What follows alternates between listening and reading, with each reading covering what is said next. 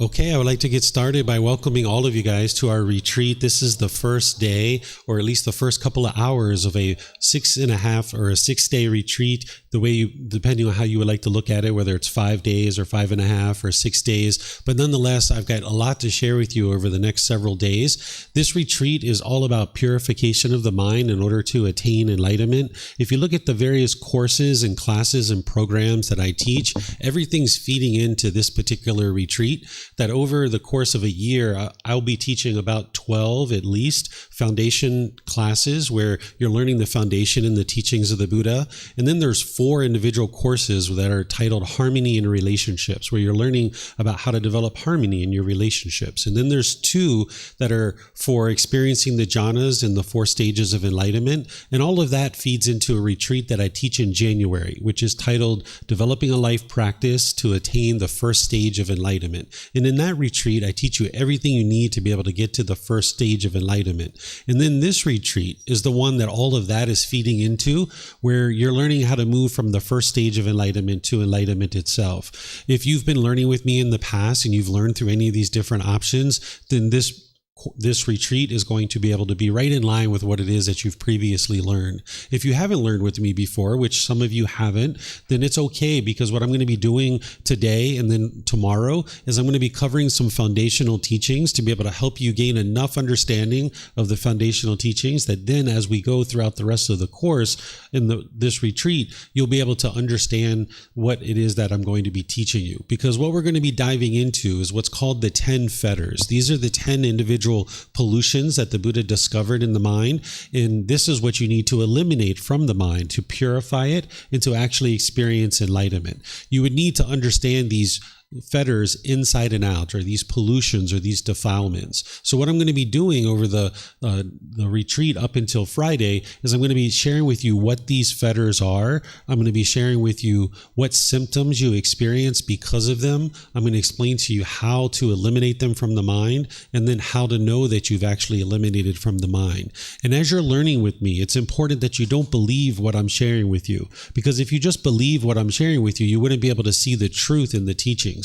So when I'm describing these pollutions or these fetters to you, and I explain the symptoms, you're going to be able to see within your own life how these pollutions are indeed in your own mind, and how you're being plagued by the certain symptoms and certain issues that you're encountering in your day-to-day life and certain relationships. But then we're going to be talking about the solutions of how to eradicate them from the mind. And then we're going to be talking about how to know that you've actually eliminated them. Where oftentimes in the various foundational courses, in a few minutes, I might introduce students to these fetters. In this particular retreat, I'm going to be spending about an hour to an hour and a half on each individual fetter. This is the deepest amount of information that you'll get on the 10 fetters and all the classes and courses and retreats that I teach. So welcome to all of you guys that are here. Welcome to everyone online who's joining us. You can join by Facebook, YouTube, or Zoom. So those of you guys that are even here, if something happens this week and you're not able to make it to the temple, you can always join by any of these different ways. And even this is being recorded so that if you would like to learn after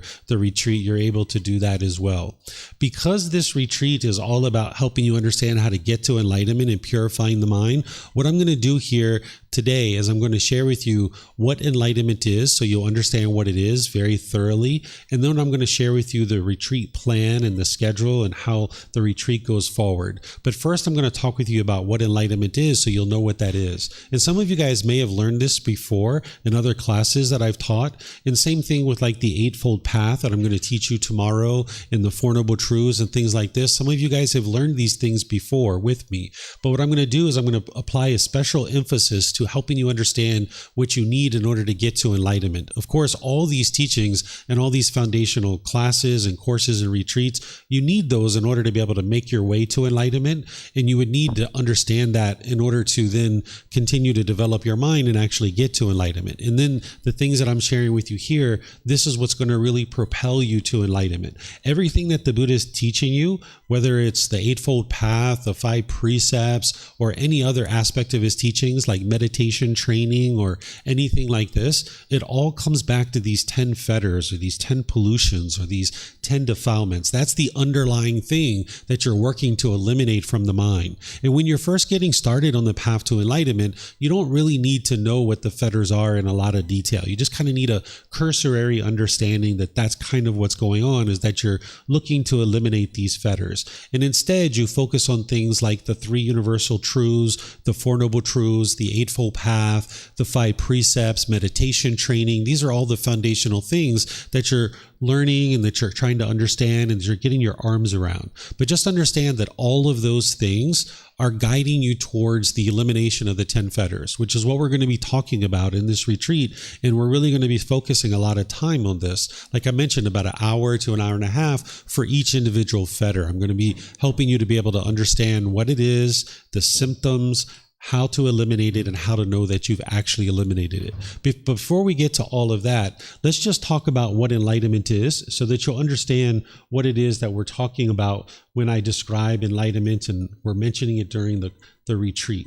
So some of you guys, as I mentioned, have learned this at different times with me, but I'm going to now focus on it in a way that maybe you haven't heard before. But for those of you guys that haven't learned this for me, this will be a great opportunity for you to learn what enlightenment is, since that's the focus of this entire retreat.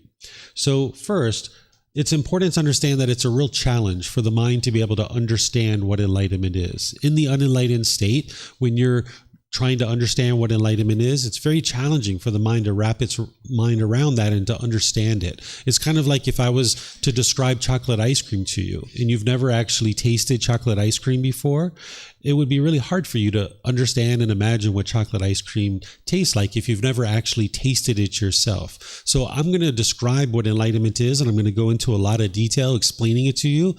But just understand that you're not going to know 100% of what enlightenment is by the end of our conversation. You'll definitely know more about it than you do right now, but you're not going to know 100% of what it is by the time we're done talking. It is the ultimate goal of the teachings of the Buddha, and that's what this retreat is geared towards, is helping you get from that first stage of enlightenment, because everything else that I teach up to this point is helping you get to that stage of enlightenment. And then now this retreat is helping you get beyond that. So this particular talk here about enlightenment is going to help dive into what is that thing, what is that ultimate goal of the Buddha, and what kinds of things would you experience when you're actually experiencing enlightenment. So as we go, feel free to ask any and all questions, whether it's during this talk or whether it's during any other talk that I have during the retreat. You're welcome to ask questions here at the temple by using the microphones. These microphones help us to be able to hear you here at the temple, but it also helps us online that the people attending online wouldn't be able to hear you if you didn't use a microphone. So all you need to do is get a microphone and press the gray button on the front and the lights will come on. Just wait about a second or so and hold it up to your chin, and then we'll be able to hear you here at the temple and then be able to hear you online.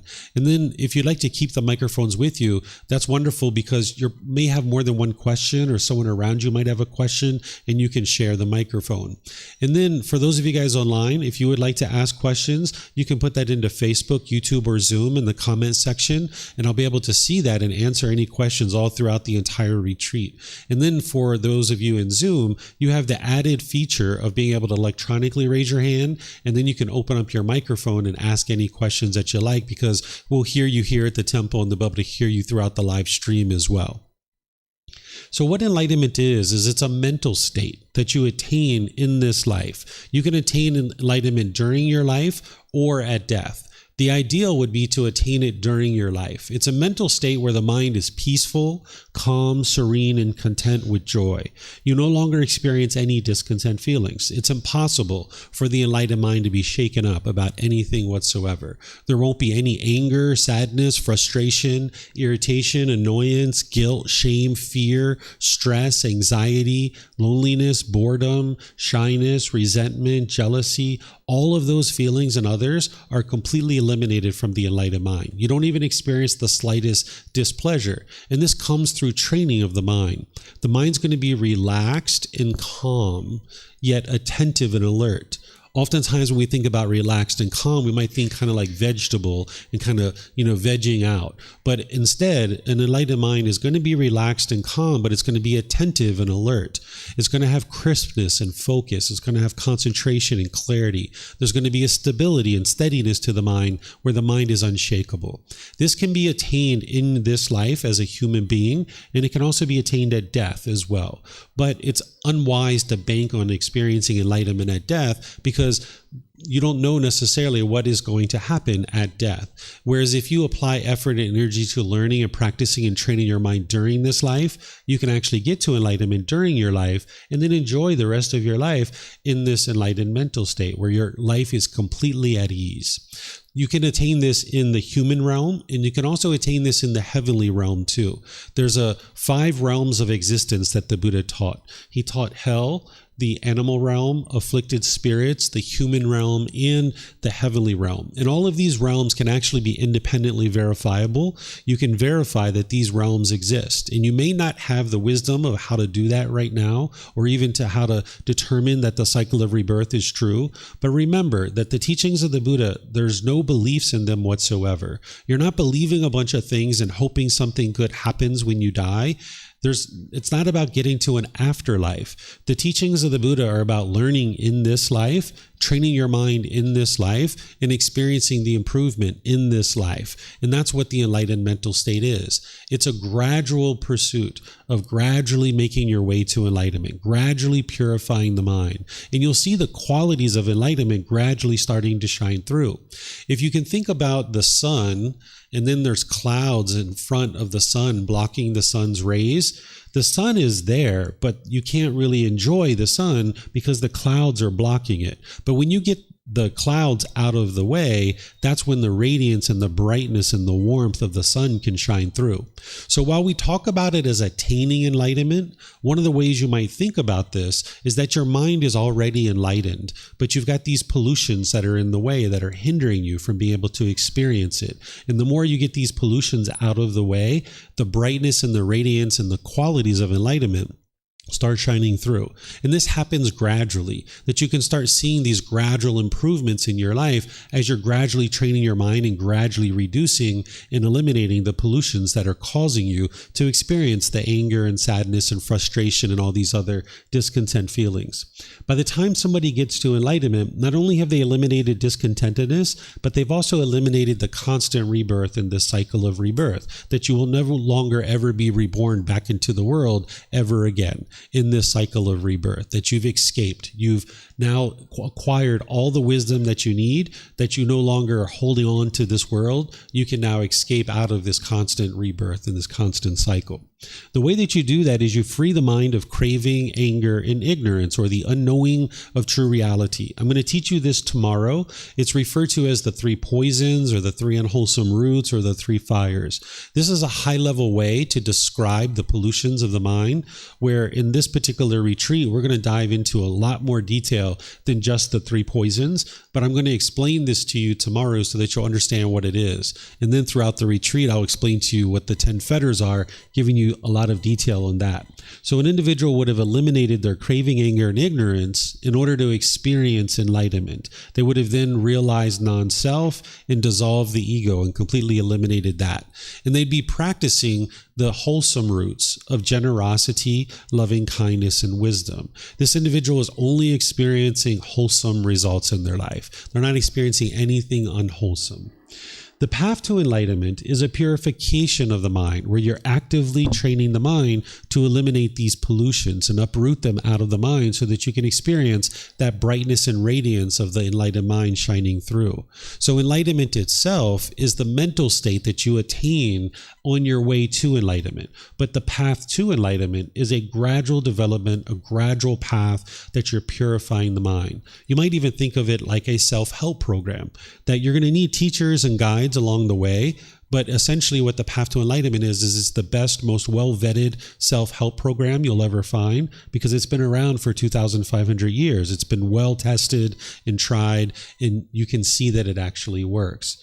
And it will help you to eliminate the causes and conditions that are producing the enlightened mind, that this unenlightened mind has certain conditions that are in there one is experiencing the shaking up of the mind. And now when you purify the mind of those causes and conditions, you won't experience the anger and the sadness and frustration, the lack of concentration or focus, the hostility and bitterness in your mind that is maybe causing harm in your relationships through your unskillful conduct. You can purify all of that out of your mind. Sometimes people refer to enlightenment as happiness or bliss.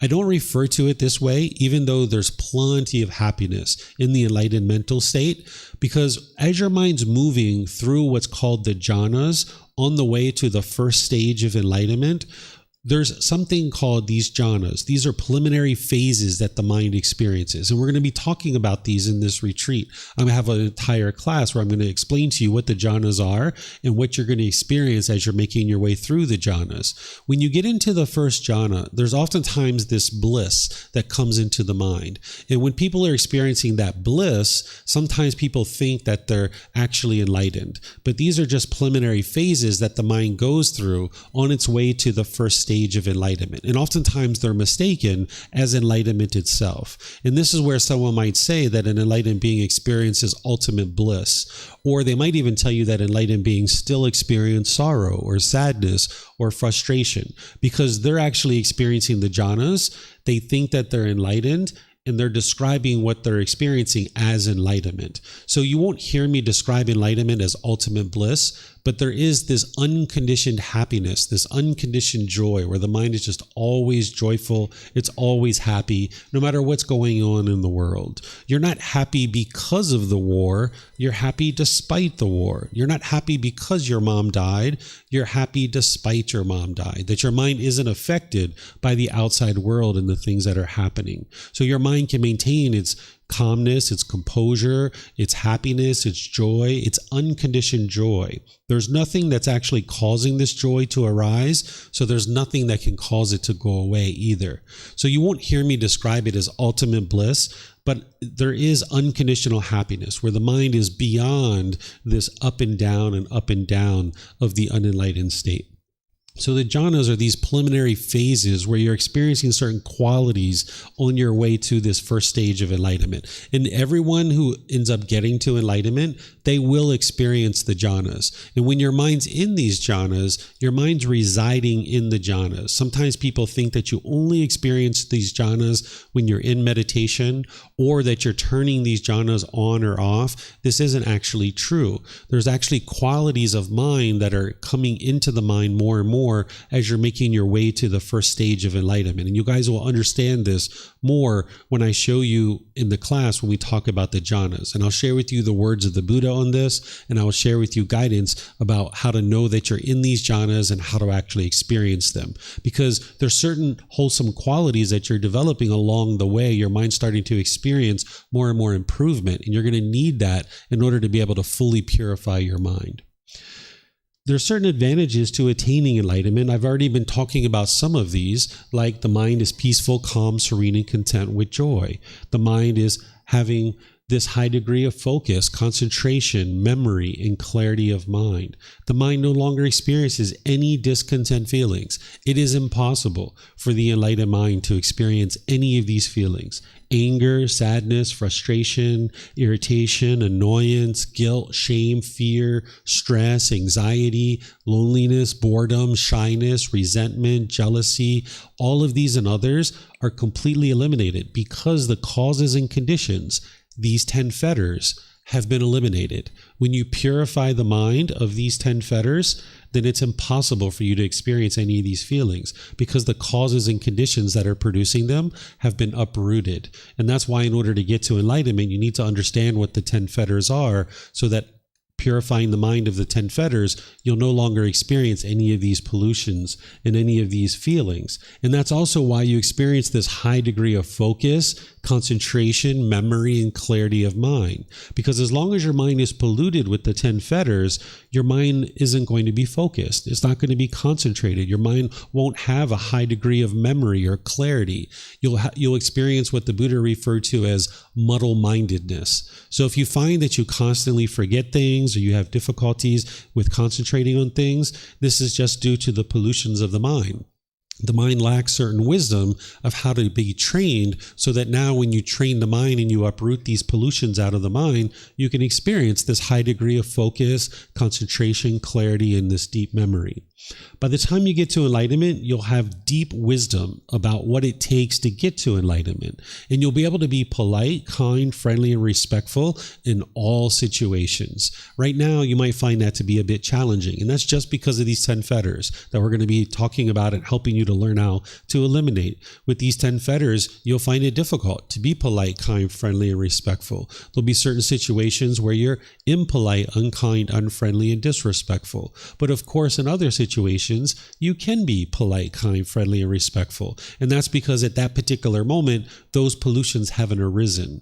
But in other situations, those pollutions are arising, and now it's hindering you from being able to be polite, kind, friendly, and respectful in those situations. But having eradicated those from the mind, you will be able to be polite, kind, friendly, and respectful in all situations. And you won't be causing harm to other beings, because in the unenlightened state, one lacks wisdom of the natural laws of existence. And when you're making decisions, you might be making unwise decisions that is leading to unwholesome results. But by the time you fully purify the mind, you fully have the wisdom of the natural laws of existence, you won't be causing any harm to other beings. And because of this, there won't be any harm coming back to you. You'll notice as a result of getting to enlightenment and purifying your mind, that your personal and professional relationships will really blossom. They will be at ease. Where right now, you might have certain relationships that you struggle in. And oftentimes people blame others for the struggles in your relationships. If you are struggling in a relationship, it's coming from within your own mind. Oftentimes people think it's the other person that's causing you to struggle in this relationship. And that's where you might push people away out of your life, or you might be bitter and harsh and hostile to those people, or you might put your expectations on people and try to control them. But anytime your mind is struggling and having difficulties, it's because of what's going on in your own mind. It's these pollutions that are hindering you from being able to have an ease of life and have smoothness in life. But when you eliminate these pollutions, you're not going to have these struggles and difficulties any longer. And you can overcome that through understanding what these are and actually eliminating them. These are the core central teachings that an individual needs to know in order to be able to get started on the path to enlightenment. And in our foundational classes and courses and retreats, this is what I'm teaching. This, along with a whole lot of other things. In this particular retreat, I'm not going to be covering all of these things because this isn't a foundational retreat, but I am going to be teaching a few things tomorrow to help build a foundation for you. And that's what I'm doing now as well.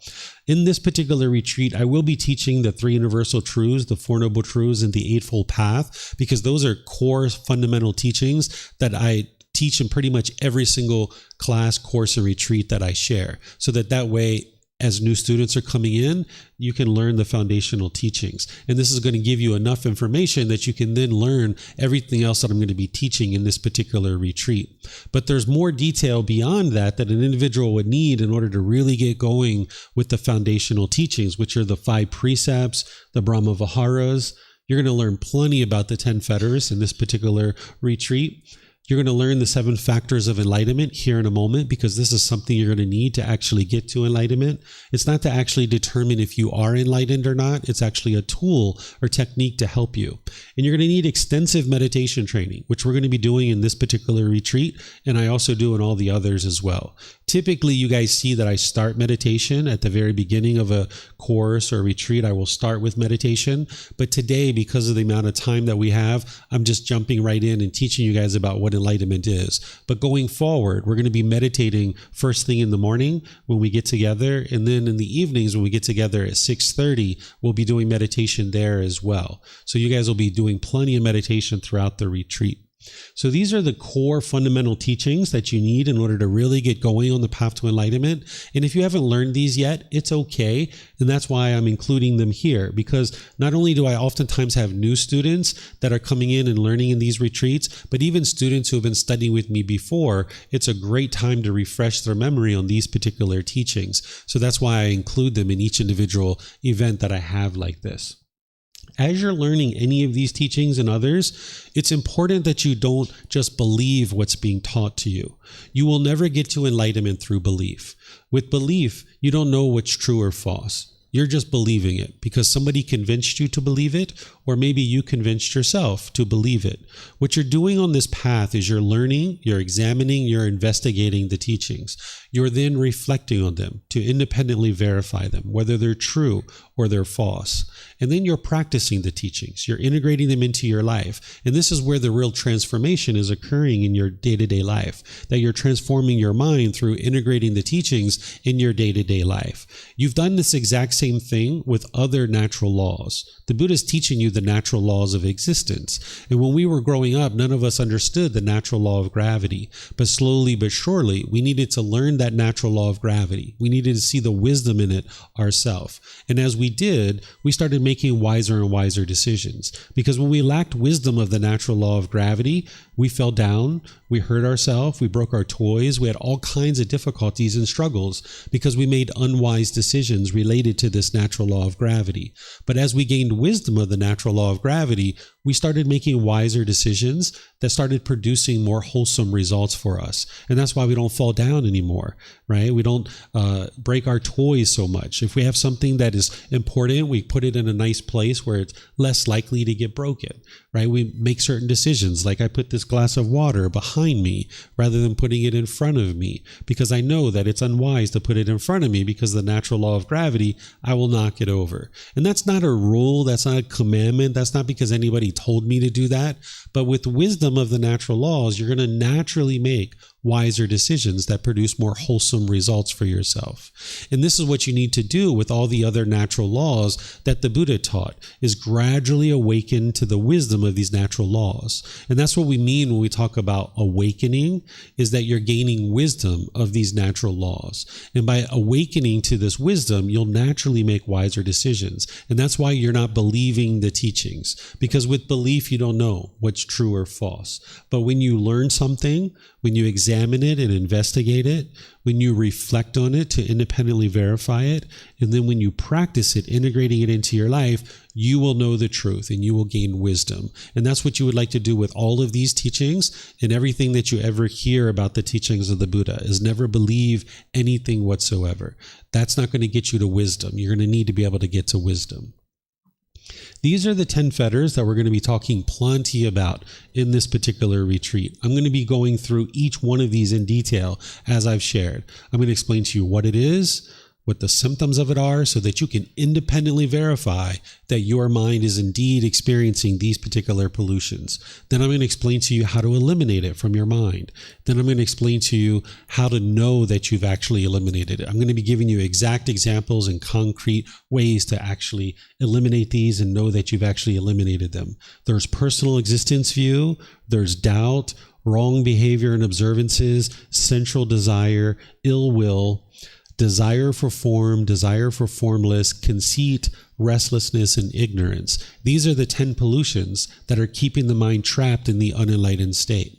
We refer to them as fetters because during the lifetime of the Buddha, in order to keep somebody confined in a particular area, they would attach a fetter around your ankle. That in ancient times, if you were a prisoner or a criminal, they had an open field, they would put a shackle with a chain and a ball around your ankle, and that would keep you confined in a particular area. And this was called a fetter.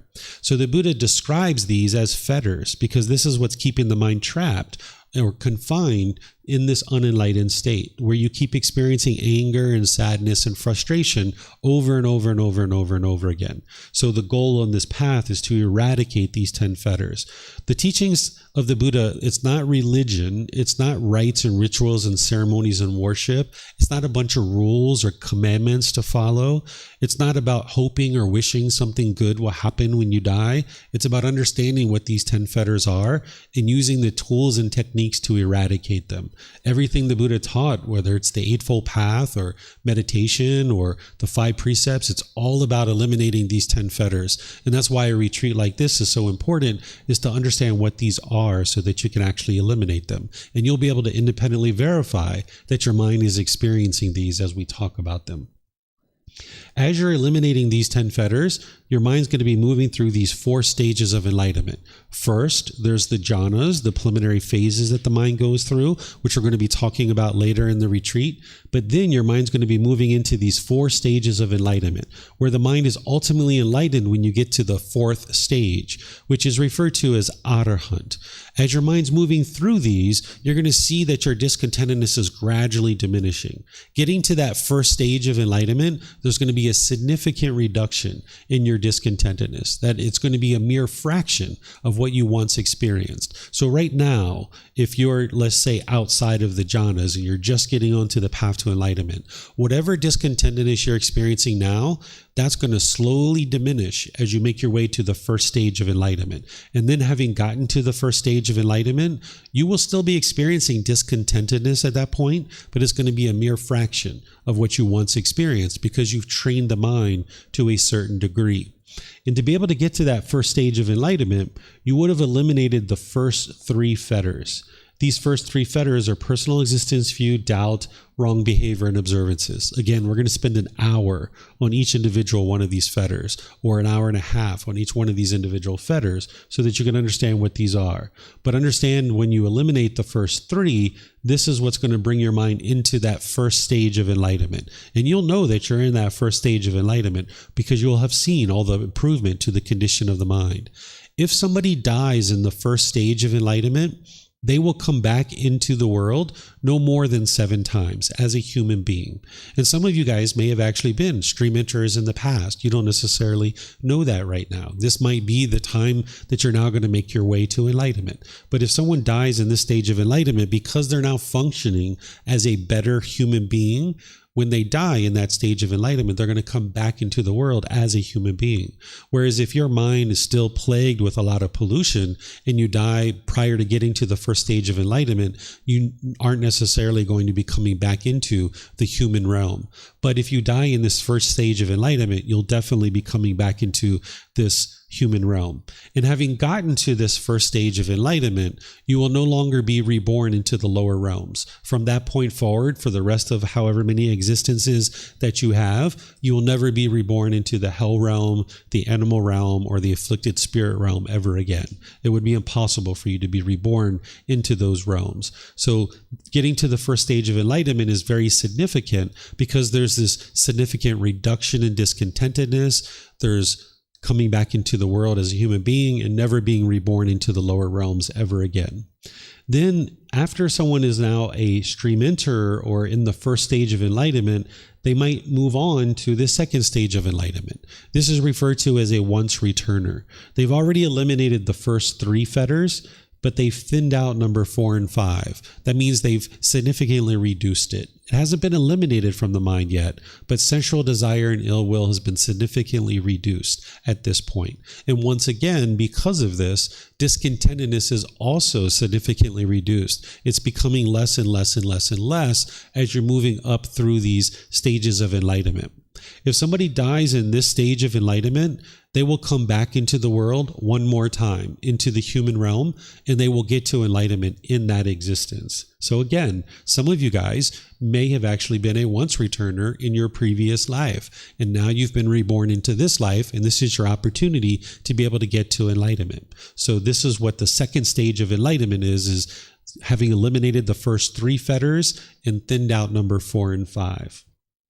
Then to get to the third stage of enlightenment, which is referred to as a non-returner, an individual would have eliminated the 5 lower fetters. They would be completely eliminated from the mind. And if someone dies in this stage of enlightenment, they don't return back to the human realm. They're actually reborn into the heavenly realm, and then they get to enlightenment from that existence. That's not ideal, but this is an option that somebody could die in the third stage of enlightenment, be reborn into the heavenly realm, and actually get to enlightenment there. The ultimate goal would be to get to the 4th stage of enlightenment, where you fully purified the mind of all 10 fetters. And now, being in the 4th stage of enlightenment, you will not experience any discontentedness whatsoever. In this 3rd stage of enlightenment, you'll still experience some minor discontentedness. It's very infrequent, and it's very insignificant when it occurs. It might be once every 3 months or once every 6 months, and it might only last for about 30 seconds to a minute or maybe even 2 minutes, and you'll be able to easily eradicate it from the mind. And again, it's only happening once every 3 months, once every 6 months. And because of this, sometimes people can get very complacent in this third stage of enlightenment because they're experiencing such peace and such joy in that third stage. But you would like to stay diligent and dedicated in that third stage so that you can make your way all the way to enlightenment, fully purifying the mind and actually experiencing enlightenment as an arahant.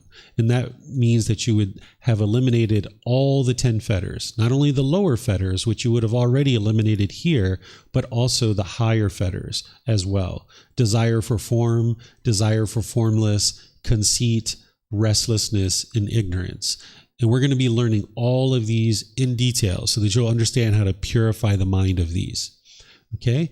Then there's an individual referred to as a Buddha, or a fully perfectly enlightened one. This is very rare in the world. And the last one that the world's currently aware of existed over 2,500 years ago.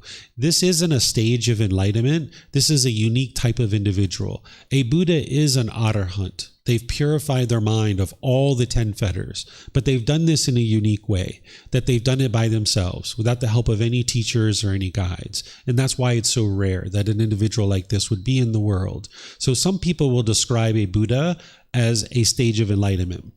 They will say to you that everybody is a Buddha or that you have Buddha nature, but this isn't actually true. The Buddha didn't actually teach this. What the Buddha taught is that a Buddha is very rare in the world. He referred to himself as a Tathagata, or one who discovers the truth, or one who shares the truth. So the first criteria of what makes a Buddha is that they get to enlightenment by themselves without the help of any teachers or any guides.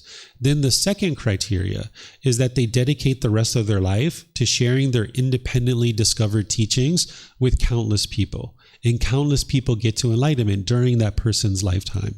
And then the third criteria is that they preserve their teachings in such a way that countless more people will get to enlightenment after their person's death. So these are the three main criteria of what make a Buddha a Buddha. They get to enlightenment by themselves without the help of any teachers or any guides. They dedicate the rest of their life to sharing their independently discovered teachings with countless people during their life, and countless people will get to enlightenment during that person's lifetime. And then they preserve their teachings in such a way that countless more people will get to enlightenment after their death. What's allowing them to be able to do this is that they have a profound memory, which is completely different than what other beings are experiencing. The average person, they have a limited capacity to their memory. It's kind of like a hard drive on a computer. You might have 500 gigabytes or 1 terabyte. And as you're experiencing new things, you're going to need to delete old files in order to store new files. And this is because of the limited capacity. And if you look at your life, when you think back to your childhood, you can remember some things from your childhood, but you just have spotty memories because you've had to delete those old files in order to store new files. That as you're experiencing things over the last 5 or 10 years, you've had to store that in your mind. And because you have a limited capacity, you've had to delete old files in order to store new ones. But there's some residual memories of things from your childhood. An individual who's going to become a Buddha doesn't experience that. They have an unlimited capacity in their mind. They have deep, profound memory. Even in the unenlightened state, an individual who's going to become a Buddha has a deep, profound memory. They have an unlimited capacity. And what they do is they accumulate wisdom over multiple lifetimes, that it all comes together in their last life in order to be able to get to enlightenment by themselves without the help of any teachers or any guides. And that's how they ultimately get to enlightenment, without the help of any teachers or guides, that their mind can remember countless details about their current life and their past lives as well. And that's what allows them to get to enlightenment in this life without the help of teachers or guides. They also have the ability to quickly determine the condition of other people's minds through being able to observe their mind. This is one of the qualities of a Buddha, is that, and this is the reason why they can be so effective at helping people to be able to get to enlightenment, is that they can observe the quality of mind of their students, and then where needed, they will provide them teachings to be able to help them to overcome those specific challenges. So that's one of the things that a Buddha is able to do is that they're able to observe the quality of their students' minds. And this is the reason why a Buddha doesn't go around performing countless miracles in order to convince people that they're actually a Buddha. Because if countless people understood who was actually a Buddha, this would be rendered useless. That one of the ways that a Buddha is so effective at helping countless people get to enlightenment is that people don't know that he's actually a Buddha. And now that person can observe the quality of their student's mind because the person is, doing their natural things. Whereas if everybody knew that this person was a Buddha, then people around them might actually be on their best behavior.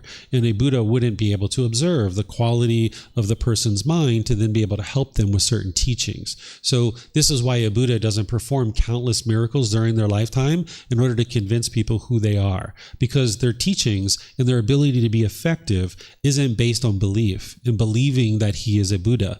Instead, his teachings and the ability to get to enlightenment is based on your independent verification of those teachings so that you can acquire wisdom. So performing miracles isn't something that a Buddha does. They usually perform one miracle for a select group of people, and then from that point forward, they don't need to perform any more miracles. They can just share their teachings, and then people can independently verify them for themselves. And then they can see that they're actually working to improve the condition of their mind and the condition of their life. And then the last thing that makes a Buddha is that they're a living, breathing, walking example of their teachings. If they're teaching a certain teaching, they're going to be teaching that, but then they're also going to be practicing it. Because what a Buddha understands is that, yes, they're being helpful to share teachings through their spoken words, and their students are learning through their spoken words, but their students are also learning through their actions, that through observing an individual in day-to-day life, that you're actually learning from the actions of that person. So a Buddha understands that, yes, they're teaching through their spoken words, but they're also teaching through their actions. So a Buddha is going to be a living, breathing, walking example of their teachings so that other people can understand how to practice these teachings and then benefit from that practice. So these are some of the criteria of what makes a Buddha, and we refer to this person as fully, perfectly enlightened because they don't have any teachers or any guides, that their mind only retains the wisdom that it takes to be able to get to enlightenment. Sure, they're going to know other things about the world and how to do other things, but in terms of the path to enlightenment, they only have retained the wisdom of what it takes to get to enlightenment. If they try a certain meditation or they try a certain technique and it doesn't actually improve the condition of their mind, they will discard it. And then by the time they get to enlightenment, what they know is exactly what it takes to be able to get to enlightenment. And then the rest of their life, they're kind of laying down lights along the path to make it very clear for countless people of how to be able to get to this enlightened mental state. So a person who maybe has a teacher or a guide, if that person has taught you something that maybe didn't lead to enlightenment, you might still kind of keep it around and practice it, even though it didn't lead to your enlightenment. So an average enlightened being, there might be 80, 90, 95% of the things that they've learned actually led to their enlightenment, but there might be kind of 5%, 10% of things that didn't really lead to their enlightenment, but they're still practicing them. So that's why we don't refer to them as fully, perfectly enlightened. But an individual who gets to enlightenment by themselves, they don't have that baggage. They kind of discard all that stuff so that now we refer to them as a fully, perfectly enlightened one. And this is what a Buddha is. Okay? So now I'm going to share with you guys what a Buddha or what enlightenment isn't, and then I'm going to open up to questions that you guys might have before we move a little bit further here. So the best way to know that the mind isn't enlightened is that you'll experience discontentedness. If you're experiencing conditioned feelings, which you're going to learn more about tomorrow, which is conditional happiness, excitement, elation, thrill, exhilaration, euphoria, this is based on some condition where maybe it's sunny outside, so you're going to be happy. Or maybe that your bank account balance is a certain amount, so you're going to be happy. Or maybe you got a certain phone call or some news came to you, so now you're going to be happy because of that thing. That's conditional happiness. By the time you get to enlightenment, you're beyond that you're always experiencing happiness. It's unconditioned. But in the unenlightened state, you'll still experience conditioned happiness and these other pleasant feelings. And then the same thing with painful feelings, and neither painful nor pleasant. That these are conditional conditional feelings that based on some condition, you're going to experience this. But an enlightened being is beyond this. Their mind no longer forms conditioned feelings, that they can maintain their peace and their joy all day long, every day, no matter what is or isn't happening in their day-to-day life. So if you're experiencing any discontentedness, this is how you know that your mind is unenlightened. So if you get annoyed, if you get frustrated, if you get agitated, if you experience sadness or anger or resentment or hostility, you know that your mind is unenlightened. And the only reason why is because these pollutions of the 10 fetters are in the mind and you need to eradicate them. And once you learn the wisdom of how to eradicate them, then you can experience more and more peace and more joy. Okay, so these discontent feelings are a telltale indication that the mind is not yet enlightened. Then, if you have this craving, desire, attachment for others to know that you're enlightened, like if you went around bragging that you're enlightened or you were boastful that you're enlightened, you know that you're not enlightened because you want other people to know that you're enlightened. This is one of the ways that you'll know other people aren't enlightened too, because sometimes at a retreat, somebody might come up to you and say, hey, by the way, I'm enlightened.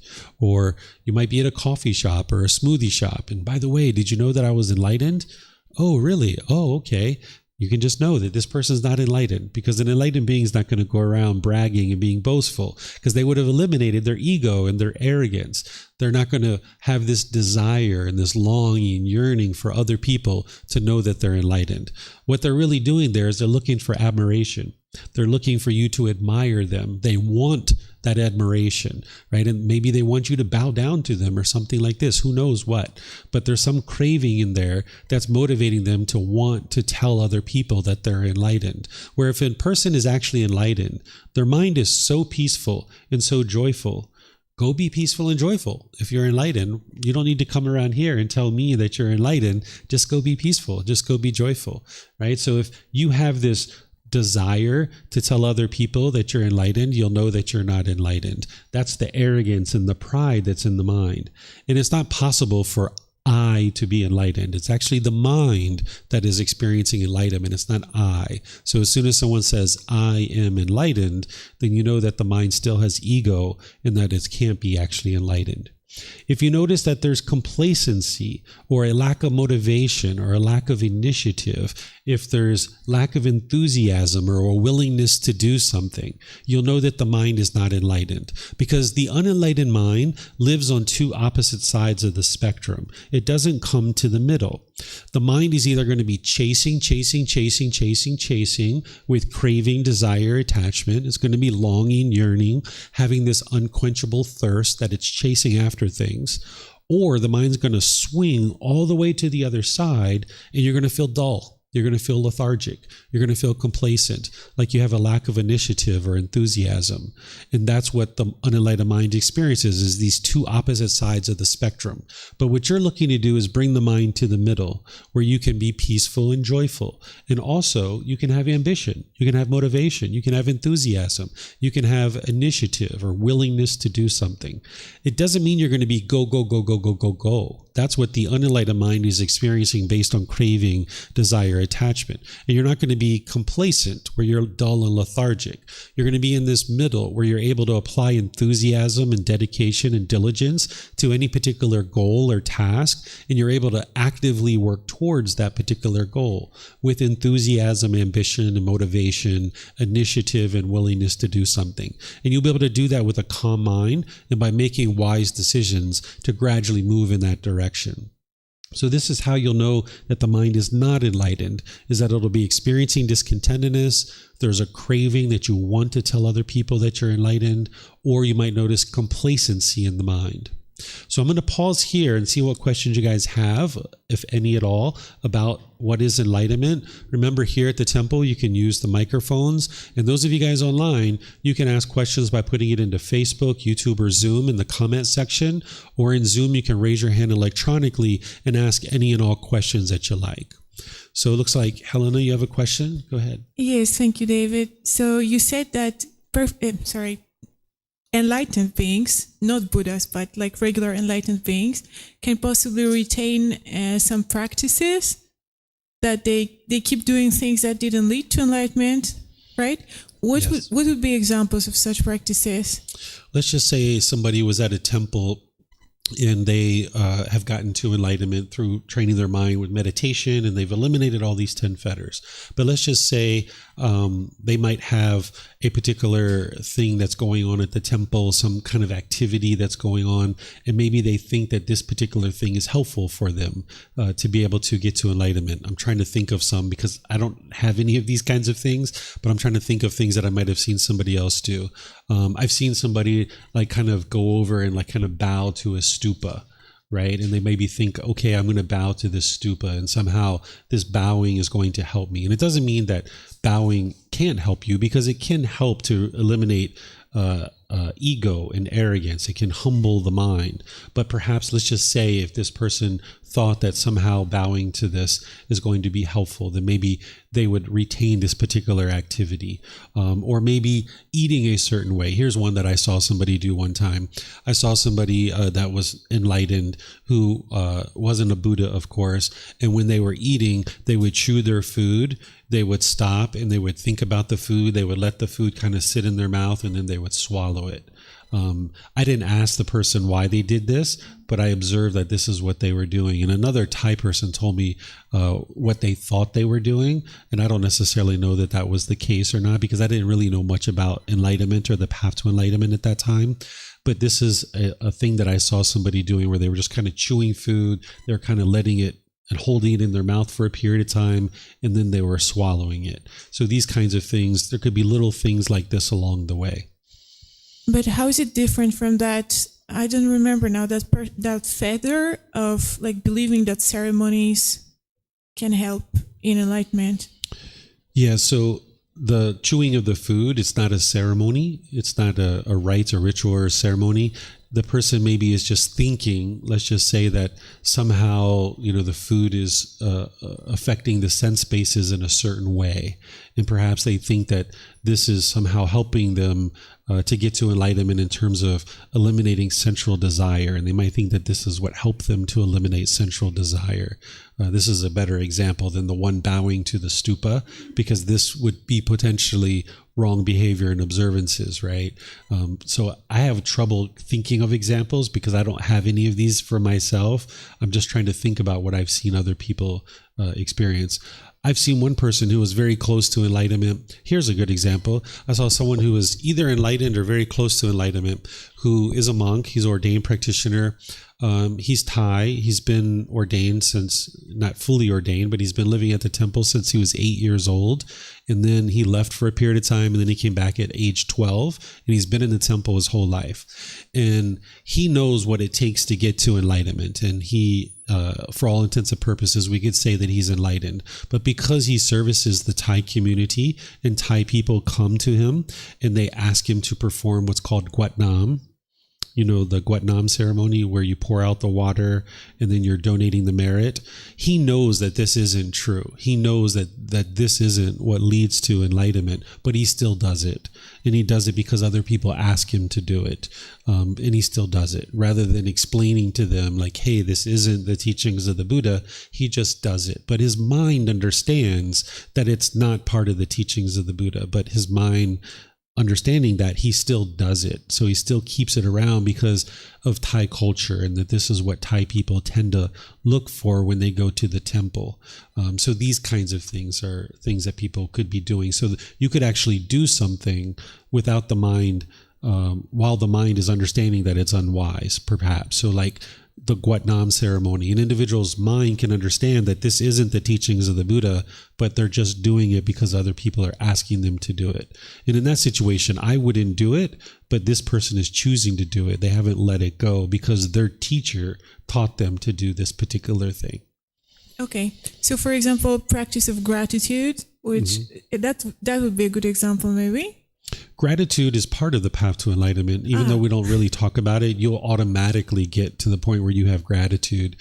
And that's something that all enlightened beings will have, is appreciation and gratitude for other people. Okay, thank you. You're welcome. Did I see Roxanne have a question? Yeah, I'm just wondering if you make a personal commitment to walk this path, how do you avoid the craving and desire of reaching enlightenment? So just like all cravings, desires, attachments, it needs to be eliminated from the mind. This is a common one that when people first start hearing about enlightenment, they might crave it and they might chase after that. It's the next new shiny object waiting around the corner that the mind is chasing after. But then on the other side of that, if you were indifferent and you could care less about how you experienced life and how you impacted other people in the world, you'd be on the other opposite side of this. So chasing after enlightenment isn't going to produce enlightenment, but being indifferent and not attending to your own personal development, that's not going to get you to enlightenment either. So the middle way here on this particular topic is to pursue it as a goal, as an objective, as an interest, as an aspiration, that you're gradually working towards it, realizing that you need to gradually learn and almost sneak up on it. So this is why I share with people that you might think about it as your mind is already enlightened. Because when we think about enlightenment as something you need to attain, it's easy for the mind to chase after that because I don't have it, so therefore I need to chase after it. I need to get it. But if you think about it as your mind is already enlightened, and you just need to remove the clouds, you need to remove the pollution, so the qualities of enlightenment will shine through. Now your mind can maybe let go of any kind of attachment that might be in there and be like, hey, I've already got this thing. I just need to get rid of the pollution. It's kind of like you've got this window there and it's a dirty window and you just need to clean off the window. So if you think about it as your mind is already enlightened, then the goal is just get rid of this pollution. And now it's not something that you're chasing after because you've already got it. And this is a way that set it as a goal, objective, or interest that you're gradually working towards. You're welcome. Yes, sir. So all the humans who are enlightened or were enlightened, they must had a teacher who also was enlightened, right? In order for somebody as a human being to get to enlightenment, if they're not a Buddha, they would need a teacher, they would need guides. And in order for that person to be able to get to enlightenment, they would need to have teachers who are enlightened, because a person who's not enlightened wouldn't be able to guide other people to enlightenment. It would be kind of like trying to teach someone how to drive, but you've never actually driven a car before. So you wouldn't be able to teach others how to drive a car if you've never driven a car. So in order to teach someone how to get to enlightenment, you would need to be enlightened yourself. It would be very difficult to ever teach anyone how to get to enlightenment if you haven't experienced it for yourself. Over 2,500 years, from generation to generation, we can say people got to enlightened, right? Yes. Many generations. Yeah, from the lifetime of the Buddha, there were countless people who got to enlightenment. And then from that point forward, people were continuing to get to enlightenment for the next 500 years. There were lots and lots and lots of people getting to enlightenment. But from that point forward, things slowly started to decline over time to where we are today. And there's enlightened beings in the world today, but not like there was during the lifetime of the Buddha. During the lifetime of the Buddha, there were countless people that were getting to enlightenment. And those people were then helping other people get to enlightenment. So a Buddha comes into the world, gets to enlightenment by themselves, helps other people get to enlightenment, and then leaves their teachings behind so that more and more people can get to enlightenment from that point forward. Yeah. Yes, ma'am. And could someone get to enlightenment just listening to your videos without talking to you or to any other teacher? I think that would be impossible, because just reading a book or watching videos, you can't really figure out on your own how to apply that to your day-to-day life, because you're going to have day-to-day situations that come up and you're not going to know how to apply it. And that's why the personal guidance is so important, that anybody who's helping people get to enlightenment, there's going to need to be some personal relationship. And that's where you can see, even during the lifetime of the Buddha, he oftentimes would just be talking to one student and teaching just one student. Of course, he would teach large groups of people like this, but he would need to be able to just teach one student too, because you need to learn how to apply the teachings in your day-to-day situations. So just watching videos or podcasts or reading books, you wouldn't be able to get the individual guidance that you need to be able to apply it in your day-to-day life. It's really impactful how hard it is, Mm-hmm. like to find a teacher who's enlightened globally. Yeah, getting to enlightenment, in my opinion, it's not easy, but it's not difficult either. For you to understand who is enlightened and who isn't enlightened, that's challenging for you, because if your mind is unenlightened and you don't really know much about enlightenment, how could you ever determine if someone else is enlightened or not? So that's why in this first book, Volume 1, Chapter 3, which is this chapter that we're talking about, I put about 6 or 8 questions in there to teach you how to determine if somebody is enlightened or not. Because I know people are going to be learning beyond my lifetime, and some people who get these books aren't necessarily going to have access to be able to study with me. So it was important for me to put content in there that people could learn to be able to understand how to determine if someone else is enlightened or not. Because if you're going to spend a significant amount of time learning, you would like to have some reassurance that the person you're learning from is either enlightened or very close to it. And there's certain guidance that the Buddha shares and that I can share with you that helps you to determine whether someone is enlightened or not, because that'll help you to then be able to know, like, yes, I can feel confident to spend time with this person. But even still, you're not interested in believing anything at that point. You're just interested to know, like, okay, I have some reassurance that this person is potentially enlightened, and now let me dedicate some time to learning with them. And that's why I start with this in a lot of the courses, even in the foundational program, is one of the things to help you understand how to determine if someone is enlightened is for you to understand what enlightenment is. Right? If you see your teacher being angry or frustrated or agitated or annoyed, you know right away that they're not enlightened, right? That's a telltale sign that they're not enlightened. And there's other things as well. The goal of this path isn't to go around and try to determine who's enlightened and who's not enlightened. The goal of this path for you is to get to enlightenment yourself. But as I mentioned, if you're going to spend some time with somebody, you would like to have some reassurance that they're either enlightened or very close to it. It's just that there are not many enlightened people, right? That's what I meant. I would agree. Yeah, I knew where you were going with that, but I thought I would add this extra piece to it, that it's challenging for an individual to know. And yes, there's few enlightened beings in the world, but then to be able to encounter that a person that is potentially enlightened, and then be able to determine if they're enlightened, the more you know about enlightenment, the more successful you'll be at that. Yeah. Mm-hmm. Okay, it looks like Leela has a question. Yeah. For the non-returners or heavenly realm beings, where does that realm exist and what form are those beings in? Sure. So the animal realm and the human realm, these are form realms that have physical form. And you've come in contact with plenty of those types of beings. Then there's formless realms, which are hell, afflicted spirits, which you might call ghosts, and then there's the heavenly beings. These are all formless realms. They don't have physical form. And oftentimes people think of this, especially because we use the word realm, they think of it as really far away. Like the heavenly realm is far in the sky somewhere, the hell realm is deep down into the earth somewhere. This isn't actually true. These beings are in the same time and space as us, just like there's human beings that are sitting here.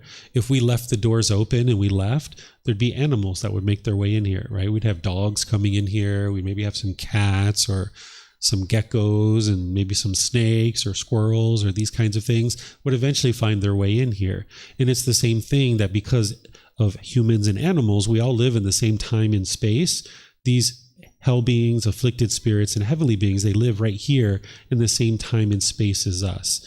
That they're not in some far distant land anywhere. And as you're into more and more wholesome things, heavenly beings will tend to congregate around you. And if you're into dark and unwholesome things, hell beings and afflicted spirits will tend to congregate around you as well. And now you can potentially be influenced by either these unwholesome beings or these wholesome beings. And so that's one of the benefits of becoming more and more wise and more wholesome and purifying your mind more and more, is you'll have more of a collection of wholesome beings around you, not just heavenly beings, but human beings as well. As you're doing more and more wholesome things, more and more wholesome beings will be interested to be around. Why do some people experience like ghosts and things like that, not necessarily in an enlightened state, but just experiencing supernatural things like that? we all have different experiences in life, and these experiences are there to show us something about the world. And a Buddha has had enough experiences over countless lives that they accumulate all of that wisdom to be able to now put it all together in their last life. But the average person doesn't have that memory to be able to remember the things that they've encountered and experienced over all those lifetimes. But each one of these experiences that you have are there to teach you something.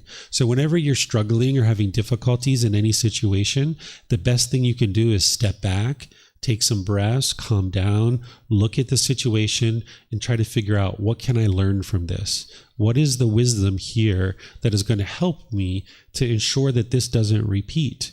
Because if I'm experiencing something unwholesome, you would like to be sure that it doesn't keep repeating. And the only reason why you're experiencing anything unwholesome in your life is because of unwise decisions. So if you can cultivate the wisdom of what was it that led to that unwholesome result? What were the unwise decisions that I made that led to this unwholesome result? And if I can figure that out and I can accumulate wisdom, now I'll make different decisions and I won't experience that same unwholesome result any longer. And that's where having a teacher and having personal guidance is so important, because you're going to have a lack of wisdom of this natural law of karma, and you're going to need to come to your teacher and say, hey, teacher, this is what's happening. This is what's going on in my life. Can you help me understand what decisions am I making that's leading to this? And now when you understand that, then you can start changing your decision making and then experience improved results, right? So like my son, you guys are going to hear in a moment, he had an infection on his toe, and he's had this for a long time, and I didn't know about it. He got burned a couple of years ago, and he didn't show it to me until like 2 weeks later, and it got infected, and I needed to take him to the hospital and get it fixed. And I taught him at that point, I said, hey, if you ever get injured, you need to show it to Dad right away, because I know a bit about first aid. I know a bit about caring for the human body, and I can help you. And I taught him this. He's like, okay, no problem. So about a month ago, he had an injury to his toe and he didn't tell me. And then the other day I was at home and he took off his sock and he put his foot right in the middle of my lap. He said, Dad, I've been having pain on my toe for the last month. And I looked at it and it was infected. He had this big, huge infection on his toe. And I asked him, I said, what happened? He said, oh, when we were swimming in the swimming pool up in Pai, I felt my skin come off and it's been hurting ever since then, but I just haven't told you. And I was like, it would have been better if you would have told me, because now a month later it's gotten infected. We could have took care of that a lot sooner. So now one of the things that he had to do is he went to the hospital the other day, and they did a little minor surgery and they took off his toenail. They literally cut off his toenail and they pulled it out. And it was very painful for him. This was unwholesome karma that he was experiencing. This is unwholesome results due to his unwise decisions, right? So he needs some more wisdom to understand about the human body. He just lacks wisdom about the human body. And then since I've been helping him, since he's been injured, I've been helping him shower and stuff like this. And I'm noticing that he's not really caring for his body. He's not scrubbing his hair really well. He's not, really scrubbing his feet and washing between the toes and stuff like this. So I'm paying a lot of attention to this and guiding him and showing him how to make wise decisions about caring for this body. Because at age 11, he just doesn't have full wisdom about how to care for this body. And I didn't have that wisdom at age 11 either. But this is something that he doesn't have. So now he's having to learn this unwholesome karma that came from him to him. What were the unwise decisions that he made? Well, he's not caring for the body. He needs to improve that. He needs more wisdom around that. He didn't show his injury to Dad, somebody who has more wisdom than him about the body and these kinds of things. So now with more wisdom, he'll make different decisions and he'll experience better results. And when you look at life that way, and we don't blame other people for the things that we're experiencing, you can really make significant changes in your life. Because what we tend to do is we tend to think it's good luck or bad luck. We tend to think it's destiny or fate, or we tend to blame other people for what we experience in our life. But when you get rid of all of that thinking, when you change your perspective and you don't cling to that perception, when you can understand whatever you're experiencing, either wholesome or unwholesome, it's from decisions you're making, you can completely transform your life. Because any kind of wholesome things that happen in your life you can look at that and say, what were the wise decisions that I made that led to this wholesome result? Because I would like to make more decisions like that, and this is going to produce more and more benefits in my life. And then conversely, when you experience unwholesome results in your life, you would like to look at that and say, what is the decisions that I made that led to this? Because my son experiencing this infection, this has changed things in my life for me too. So not only does he need to cultivate more wisdom, but I need to spend more time teaching him. So this is something that I hadn't done, right? Of course, I taught him to a certain degree. I've helped him learn how to clean his body to a certain degree, but I need to do that more as a responsible parent. I need to do that a bit more. So now I'm spending more time. So I'm teaching him to spend time looking at his decisions. But in the background, I'm also doing the same thing. I'm like, what can I do here to make different decisions so that I can experience a different result where I don't need to rush him to the hospital? I didn't rush him, but I don't need to take him to the hospital and have his toenail taken off, right? Because it was kind of expensive to do that. So these are the power of the teachings of the Buddha, is that when you come to the understanding that everything you experience is a result of your decisions, it's just a matter of cultivating wisdom and making different decisions. Because if there's something that you don't particularly care for in your life, just make different decisions. Cultivate wisdom and then make different decisions, and you will experience different results. That's the beauty of understanding the teachings of the Buddha, that you're not stuck. Whatever you're experiencing in life, you're not stuck. So if you're having certain challenges or difficulties in your life, you can change all of that. It's all impermanent. But without wisdom, you wouldn't know how to do that. And with these pollutions in the mind, you'll find it very difficult to do that, because these pollutions are almost like ganging up on you and hindering you from being able to experience this wonderful, peaceful life that you can experience. Yep. Okay, let me see if we have any questions online here.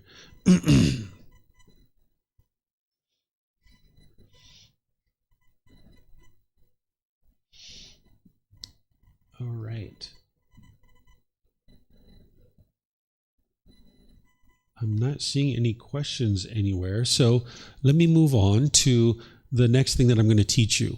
As part of making your way to enlightenment, you're going to need to know the 7 factors of enlightenment. And sometimes when people are thinking about these 7 factors of enlightenment, they think that this is how to determine whether you are enlightened or you aren't enlightened. But this isn't actually true. What the 7 factors of enlightenment are is they're a tool to fine-tune the mind and actually help you get closer and closer to enlightenment. When you're first learning and you're first growing on the path to enlightenment, you have a lot of work to do.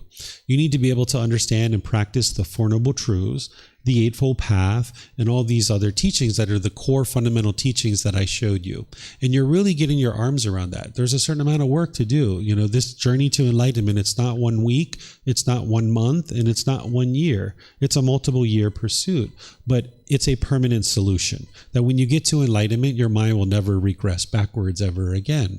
So as you're making your way from the very beginning, you might think about it as you're creating this sculpture, that you would like to create this better and better human being where you can experience more and more improvements in your life. And if you think about creating this better and better life for yourself, you might think about a sculpture, that if you had a log and it was a raw piece of wood, when you first get started on this sculpture, you'd probably take a hatchet or an axe and you start chopping off big chunks of wood in order to get it down to something manageable that you could be able to work with. And then as you chuck off those big chunks of wood, you would eventually bring in these finer tools to kind of fine-tune the sculpture, drawing in the eyelashes and the wrinkles in the skin and these other types of things.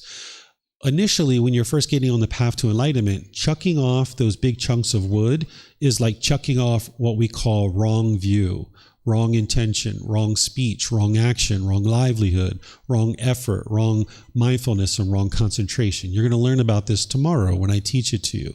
That's what you're chucking off, the big chunks of wood. And this is where oftentimes when you first start getting on the path to enlightenment, in the first few months, you can actually notice significant improvement. If you really get on the path to enlightenment wholeheartedly, you can really notice big improvement because you're chucking off these big chunks of wood. But then eventually, as you're practicing practicing the Eightfold Path more and more closely, you're going to need to fine tune what you're doing. And that's where the 7 factors of enlightenment come in, that you would like to come in with this fine tool, almost like a razor blade, and put in the wrinkles in the skin and the eyelashes. And that's what the 7 factors of enlightenment are.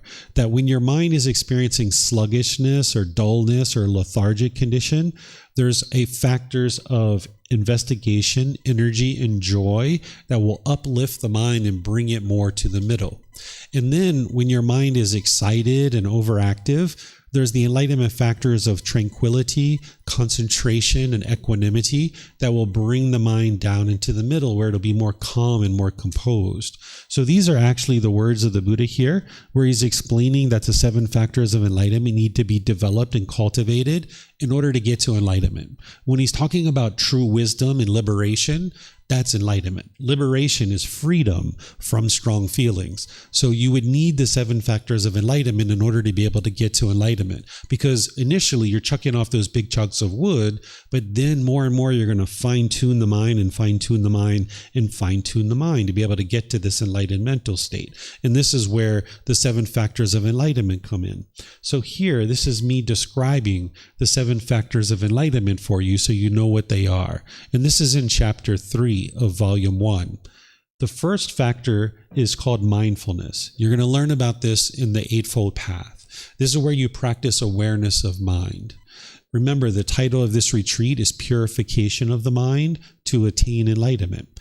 You need to be able to have mindfulness to be able to purify your mind, because you're going to need to know what are the wholesome qualities in your mind and what are the unwholesome qualities in your mind. And when you can observe that with your own mindfulness, your own awareness of mind, then you can support and encourage the wholesome qualities, and you can eliminate the unwholesome qualities. So it's the mindfulness that's helping you to be able to do that. So mindfulness is a core teaching on the Eightfold Path that you need to develop, and we're going to talk about this more tomorrow. But it's also part of the 7 factors of enlightenment, because the Buddha teaches you that you should always be practicing mindfulness. At all times, it would be wise for you to be practicing awareness of mind, where you're aware of what's going on in your own mind. Okay, so that's the first factor. And remember, this is a tool to help you fine-tune your mind.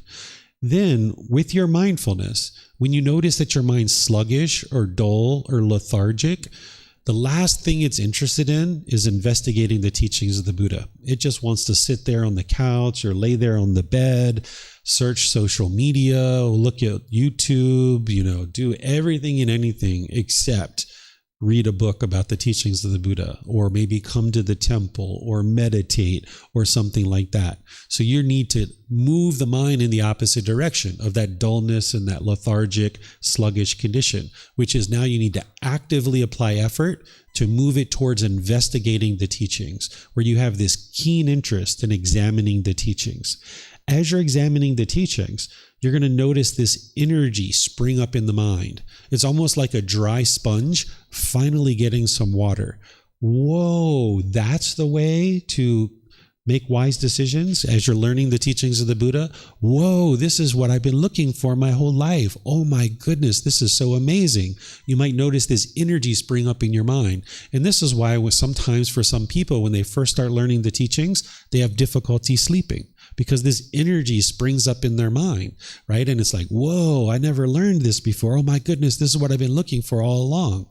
And then this is also where the joy now comes in, that through investigating the teachings, that arises the energy and that arises the joy, that you become very joyful. Wow, there's an escape out of this. I've been looking for these answers all my life. Finally, I've got them. Yes, this is so wonderful. Okay, so that's when your mind is sluggish and dull and lethargic. You like to do the investigation, which is going to spring up the energy and is going to produce joy in the mind. When you're noticing your mind is excited and it's elated, then you bring in the tranquility, the concentration, and the equanimity, this calmness and composure, this evenness of temper.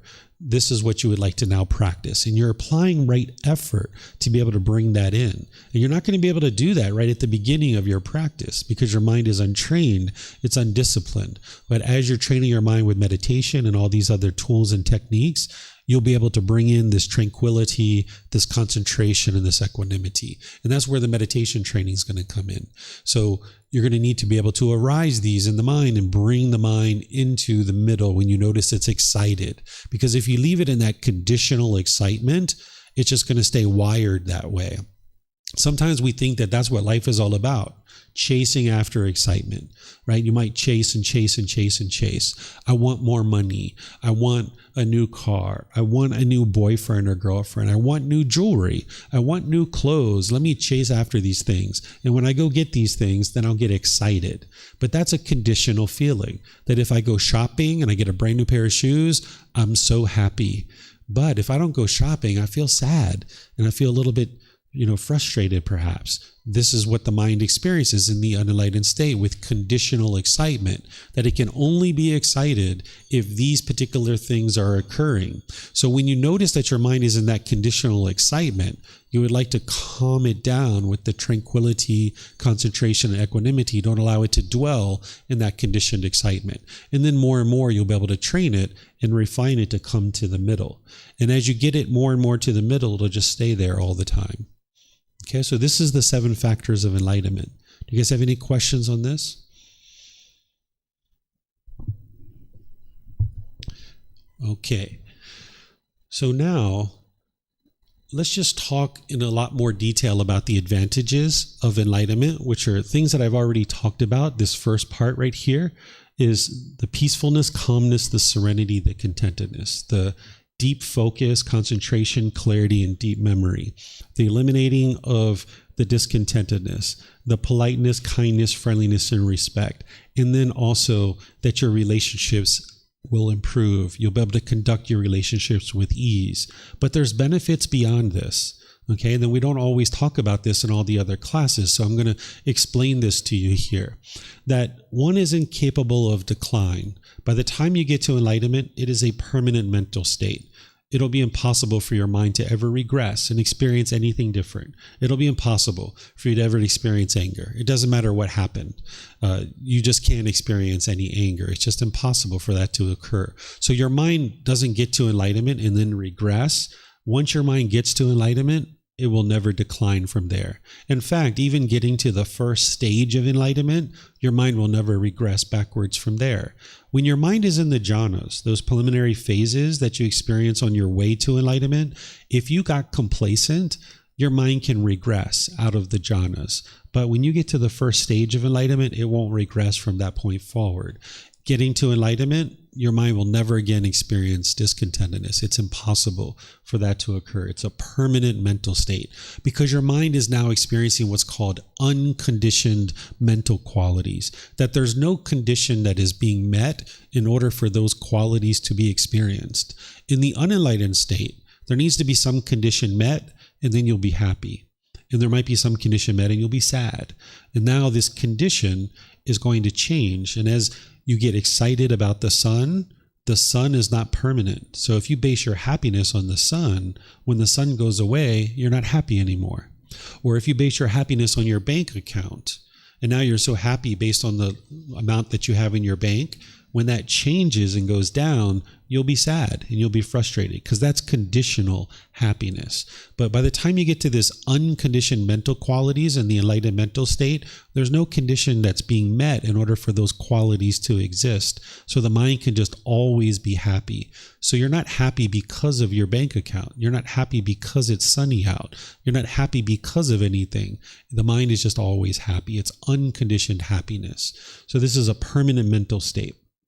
Then you're never in a bad mood. The mind is always in a good mood. Every single day in the enlightened mental state is a good day. There's no such thing as a good day and a bad day. You might get to the end of your day and you think, wow, this is such a good day. And the reason why is because all your cravings were getting fulfilled, or a large number of them were all getting fulfilled.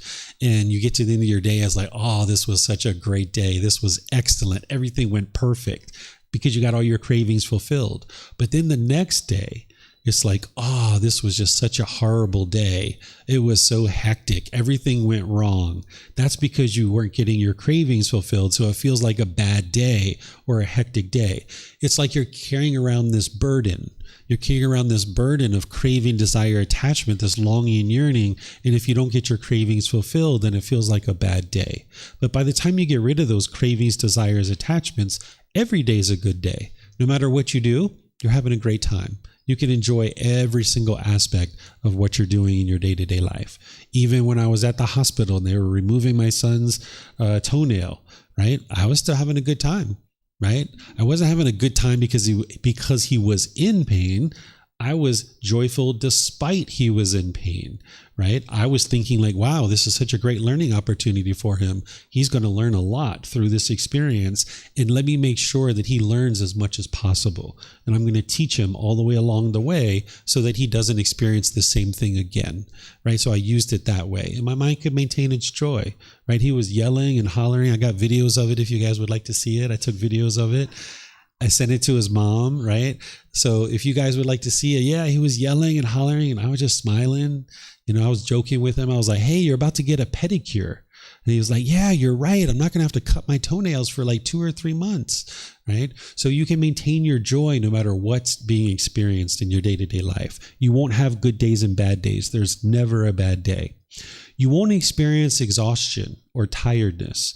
That by the time you get to enlightenment, that you'll maintain your sustainable energy throughout your day. You will get sleepy where you need to take a nap or you need to sleep because the mind needs sleep, but you won't get exhausted. You won't get tired where you're just sapped of energy. In the unenlightened state, you'll either be go, go, go, go, go and have lots of energy, or you'll be completely wiped out and exhausted. But by the time you get to enlightenment and you're not carrying around this burden of these pollutions that are in your mind, when you clear out all that pollution, you're not carrying around that burden anymore. So your mind is uplifted. It's bright. It's radiant all the time, every day, all day. So you don't get to the end of your day and feel like you've got bricks on your feet or you've got heavy bricks on your shoulders. If you've ever gotten to the end of your day and you feel like that, that's just because of the pollution in your mind. When you eradicate this pollution, you won't experience that anymore. So you won't experience tiredness and exhaustion, but instead you'll just experience sleepiness. It will be impossible for your mind to be shaken up. The mind will be steady, stable, and unshakable. It doesn't matter what's going on, no matter what's happening. No matter what, whatsoever. Your mind will always be calm and steady. But that's not to say you're numb. Sometimes people, when they hear me describe enlightenment, they think that, oh, the enlightened mind, you must feel numb. Like there's, no joy. There's nothing. You're just kind of mute and kind of even keel all the time. No, you feel enjoyment. Like when you experience certain things, you experience enjoyment, but you enjoy it. And now you're done and off to the next thing. And now you can enjoy this next thing as well. But there's nothing that's going to shake up your mind. It's this permanent mental state that your mind is unshakable. And now you can experience the peace and joy all the time. And then lastly, by the time you get to enlightenment and you eradicate these pollutions, life is no longer a struggle. It's no longer difficult. In the unenlightened state, life can feel like a struggle sometimes. It can feel quite difficult. And depending on what you're experiencing and how polluted the mind is, it can feel very difficult and very miserable at certain times in your life. But when you get rid of all these pollutions, you won't experience that. Everything will be at ease. You won't notice any kind of struggles or difficulties. You'll have certain challenges that you'll face, certain things that you need to address, but you'll just address it, right? And you'll be able to figure out how to solve that. By the time you get to enlightenment, you will be a great problem solver because you've solved the biggest problem in your entire life. The biggest problem you've ever experienced is that you have this discontentedness and you don't know how to fix it. The mind lacks wisdom. And by the time you get to enlightenment, you will have gained the wisdom of how to fix that significant problem. And now not only have you solved that problem, but you've been able to solve many other issues in your life. So you'll be an excellent problem solver by the time you get to enlightenment. You will essentially be living an ideal life by the time you get to enlightenment. You will have figured out, where is it that I'm going to live for the rest of this life? What am I going to be doing for the rest of this life in terms of an occupation or whether you're retired or whatnot? whether you're going to have a life partner or not, whether you're going to have a child or not, or children, you'll have figured all that out. You'll figure out every single thing. Am I going to be single? Am I going to be with a partner? Am I going to live here? Am I going to live there? Am I going to do this occupation or that occupation? You will have figured all that out on your journey through purifying your mind and through practicing these teachings. And now whatever life that you've created for yourself, by the time you get to enlightenment, it's the ideal life. There's nothing that you would imagine changing. You wouldn't imagine changing any aspect of your life because you know that you've made conscious decisions about each individual aspect of your life, and now you're living that ideal life. And you're just so peaceful and so joyful about that. And you'll just continue to enjoy that for the rest of this life. So these are some of the other advantages that we don't necessarily talk about in some of the other classes. Do you guys have any questions on any of this? Yes, ma'am. Do enlightened beings tend to have friendships with other enlightened beings? Yes. An enlightened being can be friends with everybody and anybody, but they do have other people around them that are enlightened or very close to it. Because of the way they function and the other people function around them, you'll notice that people tend to have others around them that are enlightened. And when you say that it would be physically impossible to regress from enlightenment, is it because the neurological changes occur? There is something that's happening on a physical level that I don't 100% understand because I'm not a doctor or scientist or researcher. I understand everything through the mind, that non-physical, non-tangible mind. But in the Buddha does too. That's what the Buddha describes. But there's doctors and researchers and scientists who are looking at this, and they're looking at the brain, because nowadays we have MRIs and CAT scans and other things that can test this, and they can see the physical structures of the brain have completely changed for someone who's been meditating. So there must be some neurological rewiring that happens, and that's what the way I talk about it is a rewiring.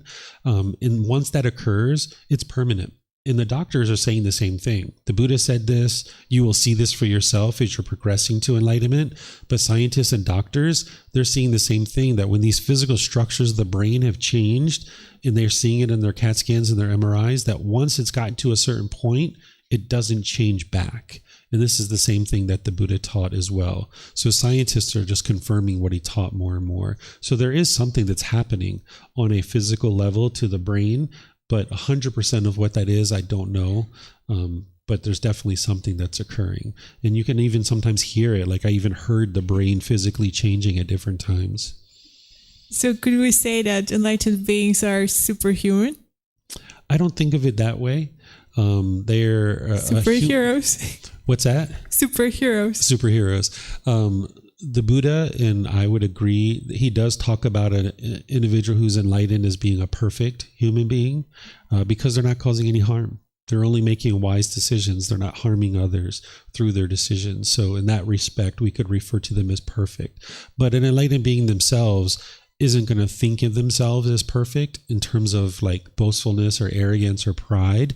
But somebody might say, oh yeah, that person is functioning in a way that's perfect. They're not causing harm to anybody else. But sometimes the unenlightened mind can perceive something that an enlightened being is doing as harm, but that's just because of the lack of wisdom. But the enlightened being themselves knows that they're not actually harming anybody, and there's no unwholesome results that's coming back to them. But sometimes unenlightened beings can look at what an enlightened being is doing, and they can be very confused about why that person did that. And that's why it's really important to ask questions and try to understand, because an enlightened being thinks very differently and processes the world around them very differently than an unenlightened being.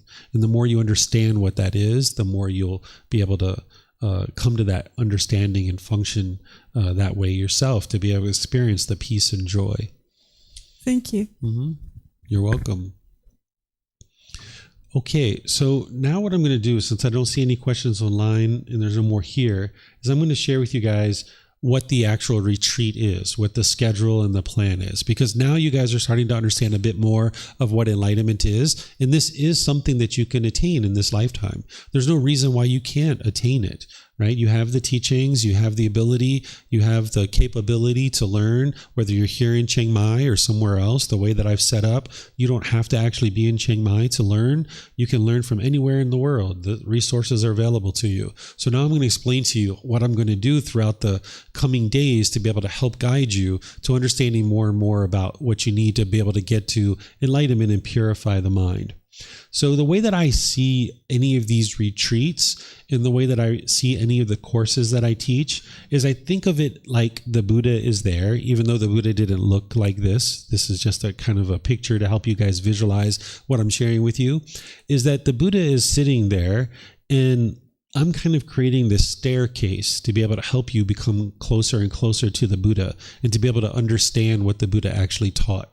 It's you that needs to walk along this staircase. It's you that needs to choose to come to the temple. It's you that needs to choose to ask questions or take notes. It's you that needs to listen with eager ears, right? Putting away the mobile phone, putting away your thoughts of things that you might have going to do after class or something like that. You're going to need to listen with eager ears and walk up this staircase.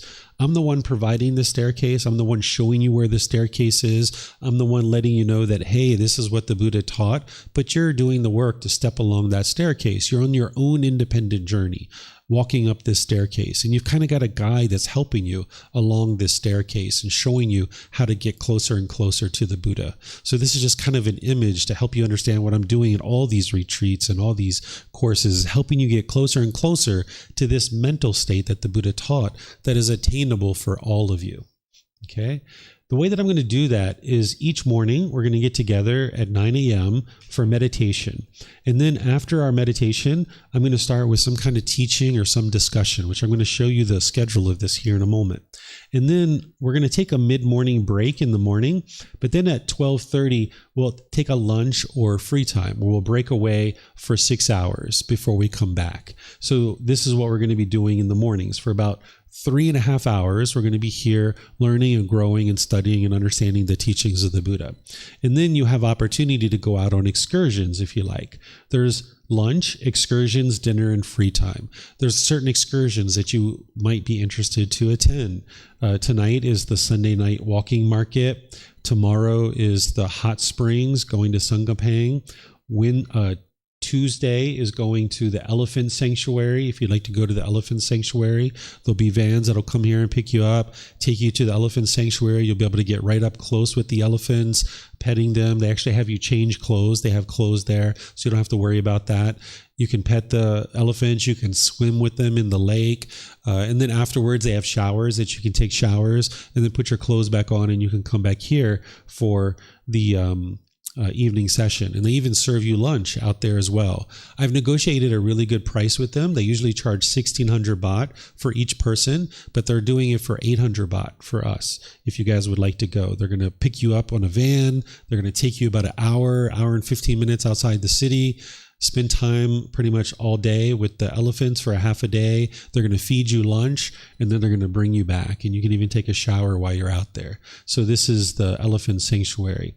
Then on Wednesday, if you guys would like to go to an orphanage, there's ability to go to the orphanage and practice some generosity and spend some time doing some community work where we can get to know the orphans and get to know the leader of the orphanage and what they do. And we can even provide some donations to be able to help them. Like we can take some rice and supplies, maybe some shampoo, toothbrush, school books, equipment, things like that. We oftentimes will take out there with us. So if you guys would like to do that, you can do that. And then on Thursday, what I usually do is go out where you can spend time at Hua Tung Tao, which is a kind of a national park a little bit. It's a park run by the government where they've got a big reservoir and they've got bungalows around, these bamboo bungalows, and you can go and we can sit and relax and have a good time. And they bring us food and we can eat and have snacks, and they have really good food at a really good price. And it's like a nature area where you can go on nature walks and you can walk around the reservoir. You can go swimming in the reservoir if you like. They even have different things like zip lines and things like this that you can do over there as well. It's like a big recreation area if you'd like to do that. So this is what's happening between 12:30 and 6:30, Monday through Thursday. And these are, of course, everything in life is optional. If you would like to just come at 12:30 and leave and go do your own thing and then come back at 6:30, you're welcome to do that. But if you'd like to go on these events, you can let me know, because typically what I would be doing is I would be going out on all these events with you guys. But as you guys heard, my son had a minor surgery the other day, and he needs me to change his bandage and give him his medication and get his food. His mom is in the USA right now, so she's not able to help him with these things. So I'm the only one that's here. So the way that we had it worked out previously is my brother-in-law was going to pick him up from school each day, take him home, make sure he had food, does his homework and all that good stuff. But now with him having this injury and needing his bandage changed, and he has all these different medications and all these other things, and he just started school last week for his new grade. He's just entering in the 6th grade. We decided the best thing to do would be for me to not go on these excursions for this particular retreat, even though I normally go on them, and just take care of my son so that I can go pick him up. I can take him home. I can change his bandage, make sure he gets food and drinks and does his homework. And then I'm going to come back here and start class by 6:30. So if you guys would like to go on these excursions, you can let me know and I will organize them for you. I've already got them planned. All I need to do is do a couple of more phone calls in order to get the transportation organized. So can I see a show of hands? Is there anybody who's was planning to go on these and would like to go on these? Let's see, 1, 2, 3, I think it's 3, 4, 5, 6. Okay, so 1, 2, 3, 4, 5, 6, 7, 8, 9. Okay, so I don't know if you guys are planning to go on all of them. Nobody was planning to go all of them. Okay, let's see tomorrow. Who was planning to go to the hot springs? How many people? 1, 2, 3. Does that include your partner? Okay, so 4. Okay, 5. Okay, 5 people. Has anybody ever been to the Sangapang hot springs before? Has anybody ever been? You guys have been? Okay, but you guys aren't going. Out of the people who are going, you're going to go also? Okay, that's 6 people. Okay, and 7. Okay, but none of you guys have been before. Okay, would you guys feel comfortable if I just arrange transportation for you, and then you guys could go out there and then you can enjoy the hot springs? It's basically like an open air sauna and spa where they have hot springs and you can like go in bungalows. They have food. They have a little trough that you can soak your feet in. Plenty of people go out there that have never been out there before. I could just get transportation for you guys that at 12:30 you guys could head out there and you could go enjoy the Sangapang. They have a restaurant out there where you can eat lunch out there if you like, or if you like you can eat lunch here before you leave. Yes, ma'am. You said there's a trough that you can put your feet in, but can you actually get in the hot springs or only put your feet in? It depends what you would like to do. That they have this trough that your entrance fee, I think for you guys will be about 100 baht. And that gets you access to the park, and you can kind of soak your feet in this kind of big trough. And it's like probably a good 5 feet wide. And it kind of goes through the center of the park, and you can enjoy that with this 100 baht entrance fee. And there's some other kind of things around. If you'd like to go further, they have bungalows that you can rent on an hourly basis, or you can rent them even for a whole night if you like, where they have private areas where that you can turn open the hot springs and it'll fill up the kind of jacuzzi, so to speak, even though it doesn't have jets, kind of the soaking tub, and you can soak in the hot springs. And they even have a swimming pool that is made out of the water from the hot springs that you can just go into the swimming pool. That's only like 50 baht, an extra 50 baht to go into the swimming pool. And they even have a group soak where like the 6 of you guys, 8 of you guys, you can actually pay, I think it's 500 baht. So you could separate it amongst all of you guys and go do a group soak. And they have like body scrubs over there that you can buy at the vendors, and you can scrub the body. They have loofahs and stuff like this that you can really get into it if you like. So there's all those kinds of options. Okay, so what I'm going to do then is tomorrow morning on our first break, I will check in again to see who would like to go on the hot springs, because things might have changed between now and then. And then I will organize you guys transportation that you guys can go out and come back. And you guys would just need to pay the transportation. What I'm going to do for you is I'm going to organize a private van so that you'll have air conditioning and a private driver who knows how to get there and knows how to get you back. And then you'll have the food and everything that you need out there. The private driver doesn't speak Thai, or doesn't speak English. He speaks Thai.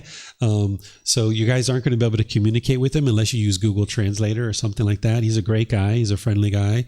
But you guys can go out there, enjoy yourself, and then you'll be back in time for the class at 6:30. Okay. And then how many people were interested in going to the elephant sanctuary? Let's see. 1, 2, 3, 4. Is that you, Steve? No? Okay. So let me count again. So 2, 3, 4, 5, 6. Okay. So I will do the same thing with them on Tuesday. Okay. And again, I'll check in with you on Tuesday morning just to see. And if there's new people that have joined us, maybe there's going to be more people, right? How about the orphanage? How many of you guys are interested in going there? It's about an hour outside the city. Mm-hmm. Okay, so we've got 1, 2, 3, 4, 5, 6, 7, 8.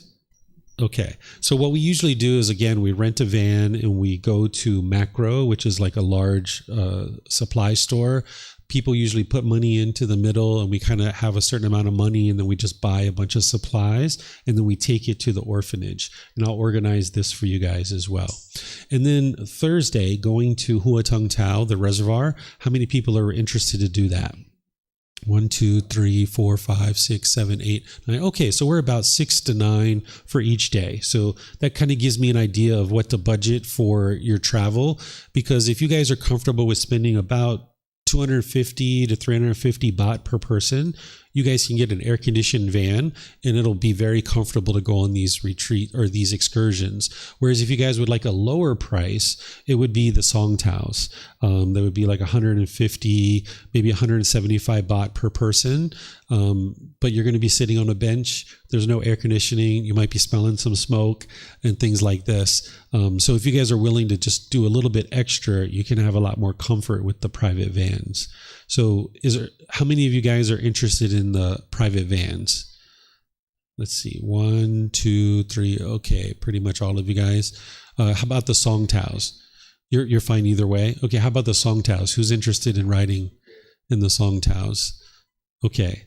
All right, you guys are all set. Okay, so I'll organize the private vans for you guys. Tonight, if you guys would like to go to the Sunday night walking market, it's right on our doorstep.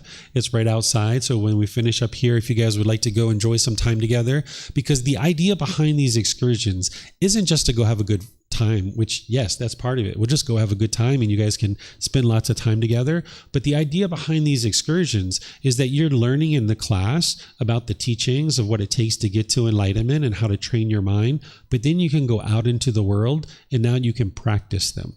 Where sometimes you go on a retreat, it's completely silent for 10 days. Right? And people talk about how hard it is to go to these and just be quiet for 10 days. And then they talk about how when they integrate back into the world, it's very hard for them because they go from living in this petri dish where everything's perfect to living in the wide open world. And they say it's like night and day. And it's so hard for them to apply the teachings from the retreat into their day-to-day life. So the way that I think about these retreats is it's not a silent retreat, which is one side, but it's also not wide open like the world. Instead, we're practicing the middle way, where for 3.5 hours in the morning, we come together and we focus on learning and growing and developing and training your mind and understanding the path to enlightenment.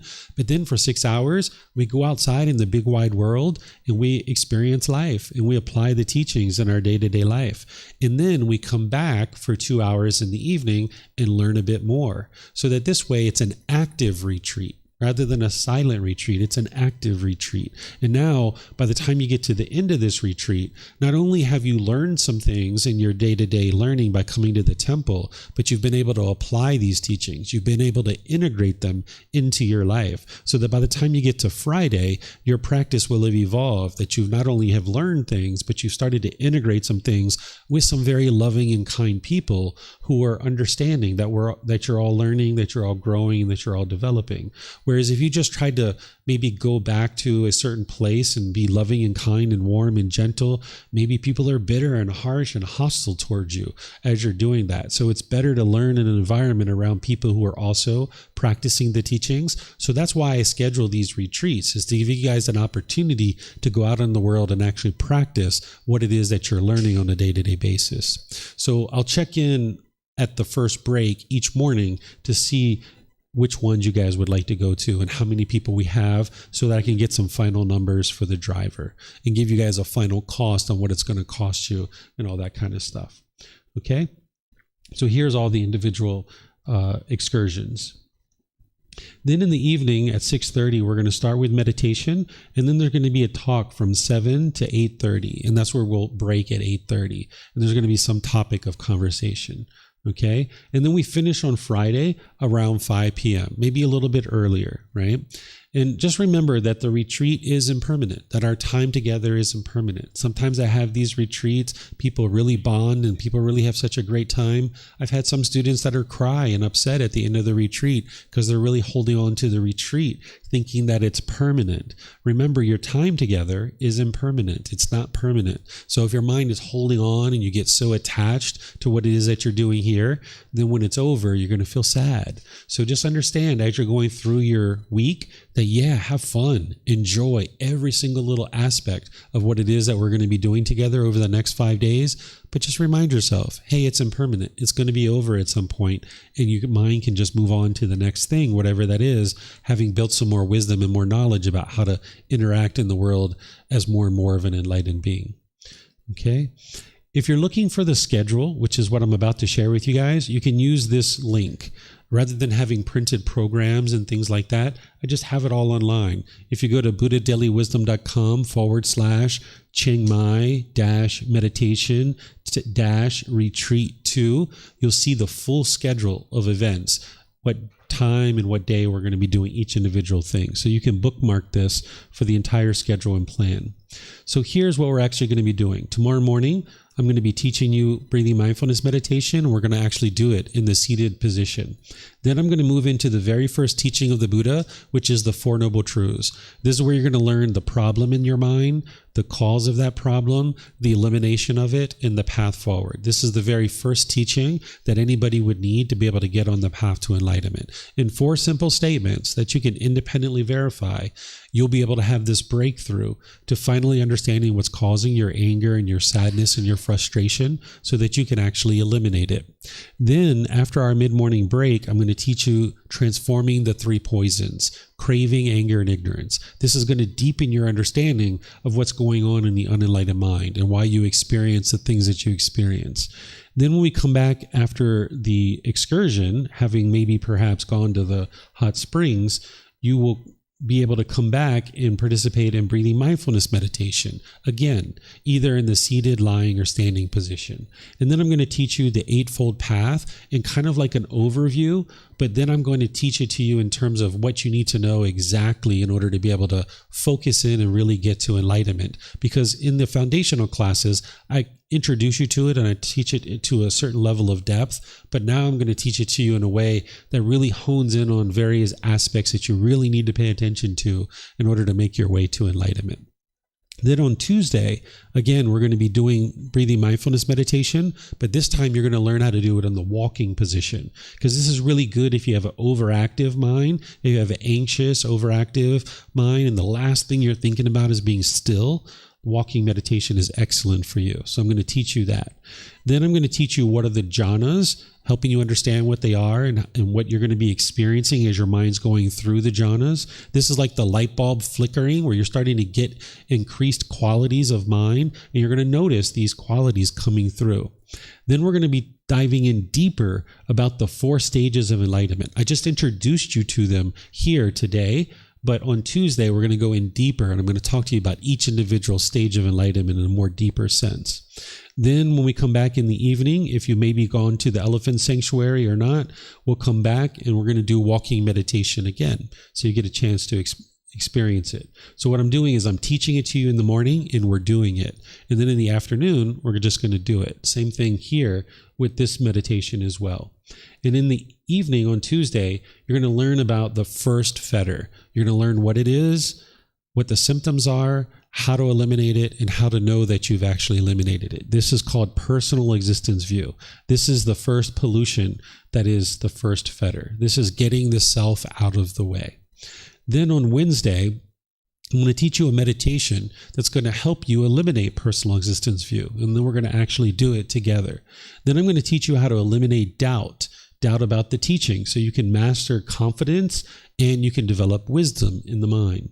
Then I'm going to teach you how to eliminate wrong behavior and observances. This is where you're mastering moral conduct and eliminating any kind of superstition, like mysticism and magic, where you think that things are just magical and mystical, or there's destiny or fate or anything like that. Then we're going to, in the evening, maybe you've gone to the orphanage at this point and you've come back, and now we're going to be doing the meditation to realize non-self without the instruction, but just doing it here. Then in the evening on Wednesday, you're going to learn about sensual desire and ill will. Whenever we talk about craving, desire, attachment, that's the fetter of sensual desire. And this is a really big one that's really challenging to eliminate from the mind. And whenever your sensual desires aren't getting met, then there's the potential for this ill will to arise, the anger, the hatred, the frustration, the agitation, the annoyance. So whenever your sensual desires aren't getting met, then you're going to notice this will arise. And this is where you become unskillful in your relationships, where you become bitter and harsh and hostile through your intention, speech, and actions because of this ill will arising. So I'm going to teach you what these two are, how to lay down the burden and how to transform your mind away from this anger and all the other lesser versions of that. Then on Thursday, I'm going to teach you a meditation that's going to help you eliminate this anger, the loving kindness meditation. I'm going to teach it to you, and we're going to actually do it together. Then I'm going to teach you what desire for form and desire for formless is, where you can eradicate the craving for existence in the world, and you can eliminate your fear of death. Right now, if you have a fear of death, by the time you get to enlightenment, you will have eliminated your fear of death. So I'm going to teach you how to eradicate your fear of death. Then I'm going to teach you what is conceit and how to actually eliminate it, how to create humbleness in the mind so that you can dissolve the ego. The ego is one of the most sabotaging things in your journey to enlightenment. That the ego is this arrogance, this pride, this boastfulness, thinking that what you do is so right and what everyone else does is so wrong. It will hinder you from getting help, because when your mind is thinking that way, that everything you do is so right and what everything else everyone else does is wrong, you won't get help. You need help to be able to dissolve that ego, but you won't get help because the mind thinks that what I'm doing is so right and what everyone else is doing is wrong. So if you can understand this conceit, which is part of the ego, then you can dissolve it and you can eliminate this self-sabotaging aspect of the mind that will hinder you from getting the very help that you actually need. Then in the evening on Thursday, we're going to do loving kindness meditation together. And then I'm going to teach you what the pollution of restlessness is. This is like overactivity in the mind. I'm going to teach you how to bring in this peacefulness and calmness in the mind that can last a lifetime, that you can have this tranquility and this equanimity in your mind. Then on Friday, I'm going to teach you how to eliminate sexual cravings through meditation. If you're interested in eliminating your sexual cravings or reducing your sexual cravings, there's a meditation to be able to help you to do that. And that's part of helping you eliminate sensual desire, if that's something that you would like to do at this point. Then I'm going to teach you dependent origination. This is the highest natural law that the Buddha taught. There's various natural laws that he taught. Dependent origination is the highest teaching that he taught. It's 12 interlinking steps that explains to you exactly why you keep coming back into the world over and over and over again, and explains to you in detail why you keep experiencing discontentedness. The Four Noble Truths gives you a window into that. I'm going to explain that to you tomorrow, but the dependent origination that you're going to learn about Friday shows you the detail. It shows you the work. The Four Noble Truths shows you the answer in summary form, but it's dependent origination that's showing you the detail behind that. So I'm going to teach that to you. Then I'm going to teach you this pollution or this fetter of ignorance or this unknowing of true reality, how to completely develop wisdom and completely transform the mind to actually attain enlightenment. As long as your mind is unenlightened, this fetter is still in there. This is the last fetter to actually be eliminated from the mind. So I'm going to teach you about this one and how to actually eliminate it. Then in the afternoon, we're not going to do an excursion on Friday. We're just going to take like an hour and a half lunch and then come back. When we come back, I'll teach you, or actually we'll do the meditation to eliminate sexual cravings. And then I'm going to teach you how to determine if you've actually attained enlightenment. Nobody's going to attain enlightenment during this retreat. In 5 days, you're not going to get to enlightenment. But you would like to know how to determine whether or not you've gotten to enlightenment. So I'm going to teach you that. And then we'll just have a closing group discussion where if there's any questions that you maybe have thought about during the week, but you didn't get a chance to ask them at some point during the week, there's going to be this closing discussion where it's just going to be random questions. Because I might teach you something on Monday, and now Tuesday, Wednesday, Thursday, you've been thinking about it, and now you might have a question about it.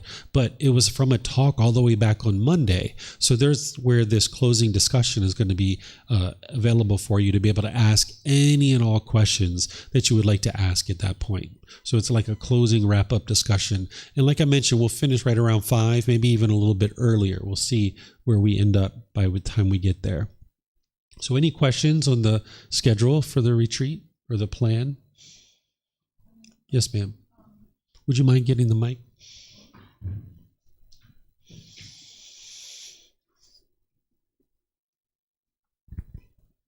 I just wanted to know if when the day that we go to the orphanage, will you go shopping with us so that we know the things that we should be buying for them? Yes, I certainly can, because my son won't get out of school until 3 or 2:50. So when we finish up here at 12:30, we could go get lunch, and then the van will be here, and I can just meet you guys at the store and help you guys to purchase things. Yep. Okay. So it looks like we have someone online who is saying that they will come to some of the retreats as well. So that we've got some people online that are actually in Chiang Mai, but they're just not here. Okay, so yeah, you're welcome to come. Okay, so now this retreat is based on the entire book series, that where other courses and retreats, I say, okay, there's this one book, right? The Developing a Life Practice, The Path That Leads to Enlightenment. I encourage people to get this version that you can download it for free. You can take it and go print it. You can get printed copies here by just reimbursing us for the printing cost, or you can get it on Amazon if you have access to Amazon. This is the foundational book. And then the retreat that I teach in January, it's this book in volume 5 that I teach for the retreat in January. But this retreat, it's really based on the entire book series of everything that you've learned throughout the entire book series. So you might decide at some point you would like to download all these books, or you would like to acquire printed versions of them by printing them yourself, by getting them here, or potentially ordering them on Amazon if you'd like. So it's the entire book series that is coming together for this actual retreat. The goal of what I'm doing here at this temple and all throughout my life as I'm traveling to different places to teach and share the teachings of the Buddha and all the resources that I share, what I'm working on is restoring the teachings of the Buddha so that people will understand what it takes to be able to get to enlightenment. So I teach here at the temple, I teach online, I travel in different places around the world and I teach, I share personal guidance with people as they come and ask me questions. I help people. This is what I'm working on. Essentially, what I'm interested in seeing is for the entire species to be able to get to this heaven on earth where all of us can be experiencing enlightenment. And this is obtainable. It's not going to happen during my lifetime, perhaps your lifetime. If you do the work that you need to do in this lifetime, you'll never see what I'm talking about here. Essentially, what I'm doing is I'm planting trees that I'm never going to enjoy the shade of those trees. But instead, I would like to see this huge forest grow where we have all these trees that are growing and developing. And this is possible, that during the lifetime of the Buddha, his teachings were shining in the world. And what we choose to do in a retreat like this is going to determine whether or not we can actually experience more and more improvement in the world. Because oftentimes sometimes we look at the world and it can be a pretty dark and dismal place. But of course, we look at the bright side. We look at the enjoyable side of life. But, you know, it's undeniable that there's definitely some dark things that happen in the world. Well, if you're not interested in those things occurring anymore in the world and you'd like to see the world become a better and better place, the best thing you can do is focus on your own enlightenment. Oftentimes we think the way to improve the world is go out into the world and change other people. And this isn't actually possible. Each individual person needs to decide to change for themselves. And if you focus on your own mind, if you focus on purifying your own mind, you're doing your part to make the world a better place. Sometimes we think we need to go somewhere else and we need to do something for somebody else in order to change the world. But if you focus on changing your mind, that's what will actually change the world. Because the natural laws that the Buddha taught, you can't change those. It's not possible for you to change the world.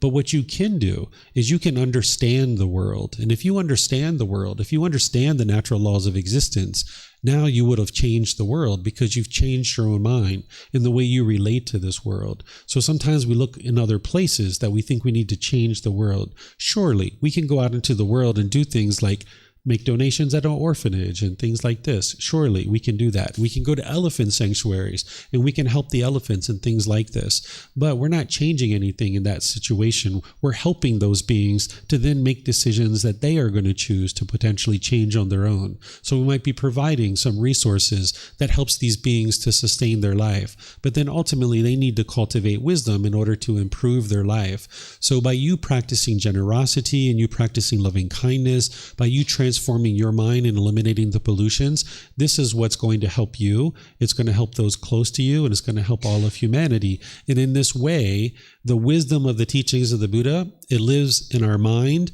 and in our heart.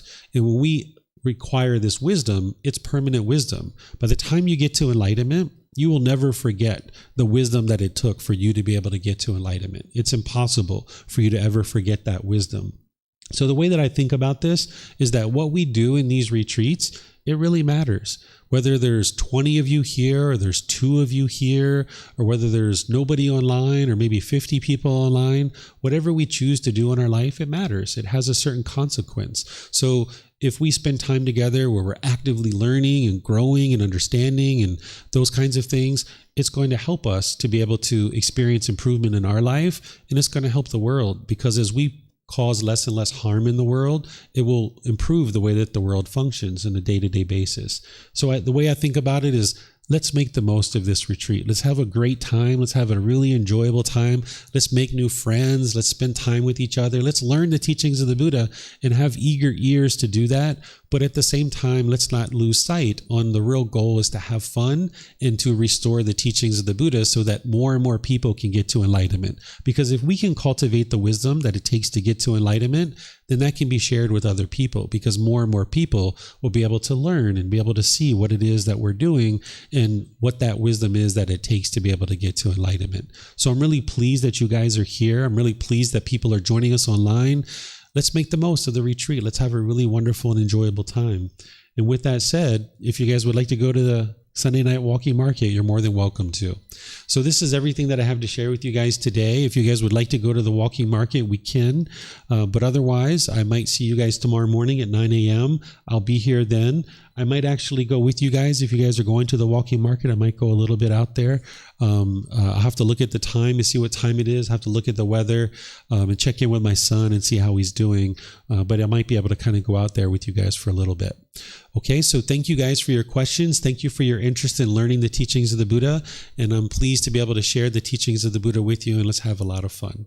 Okay, Sawadee Kap. Thank you so much. Sawadee Kap.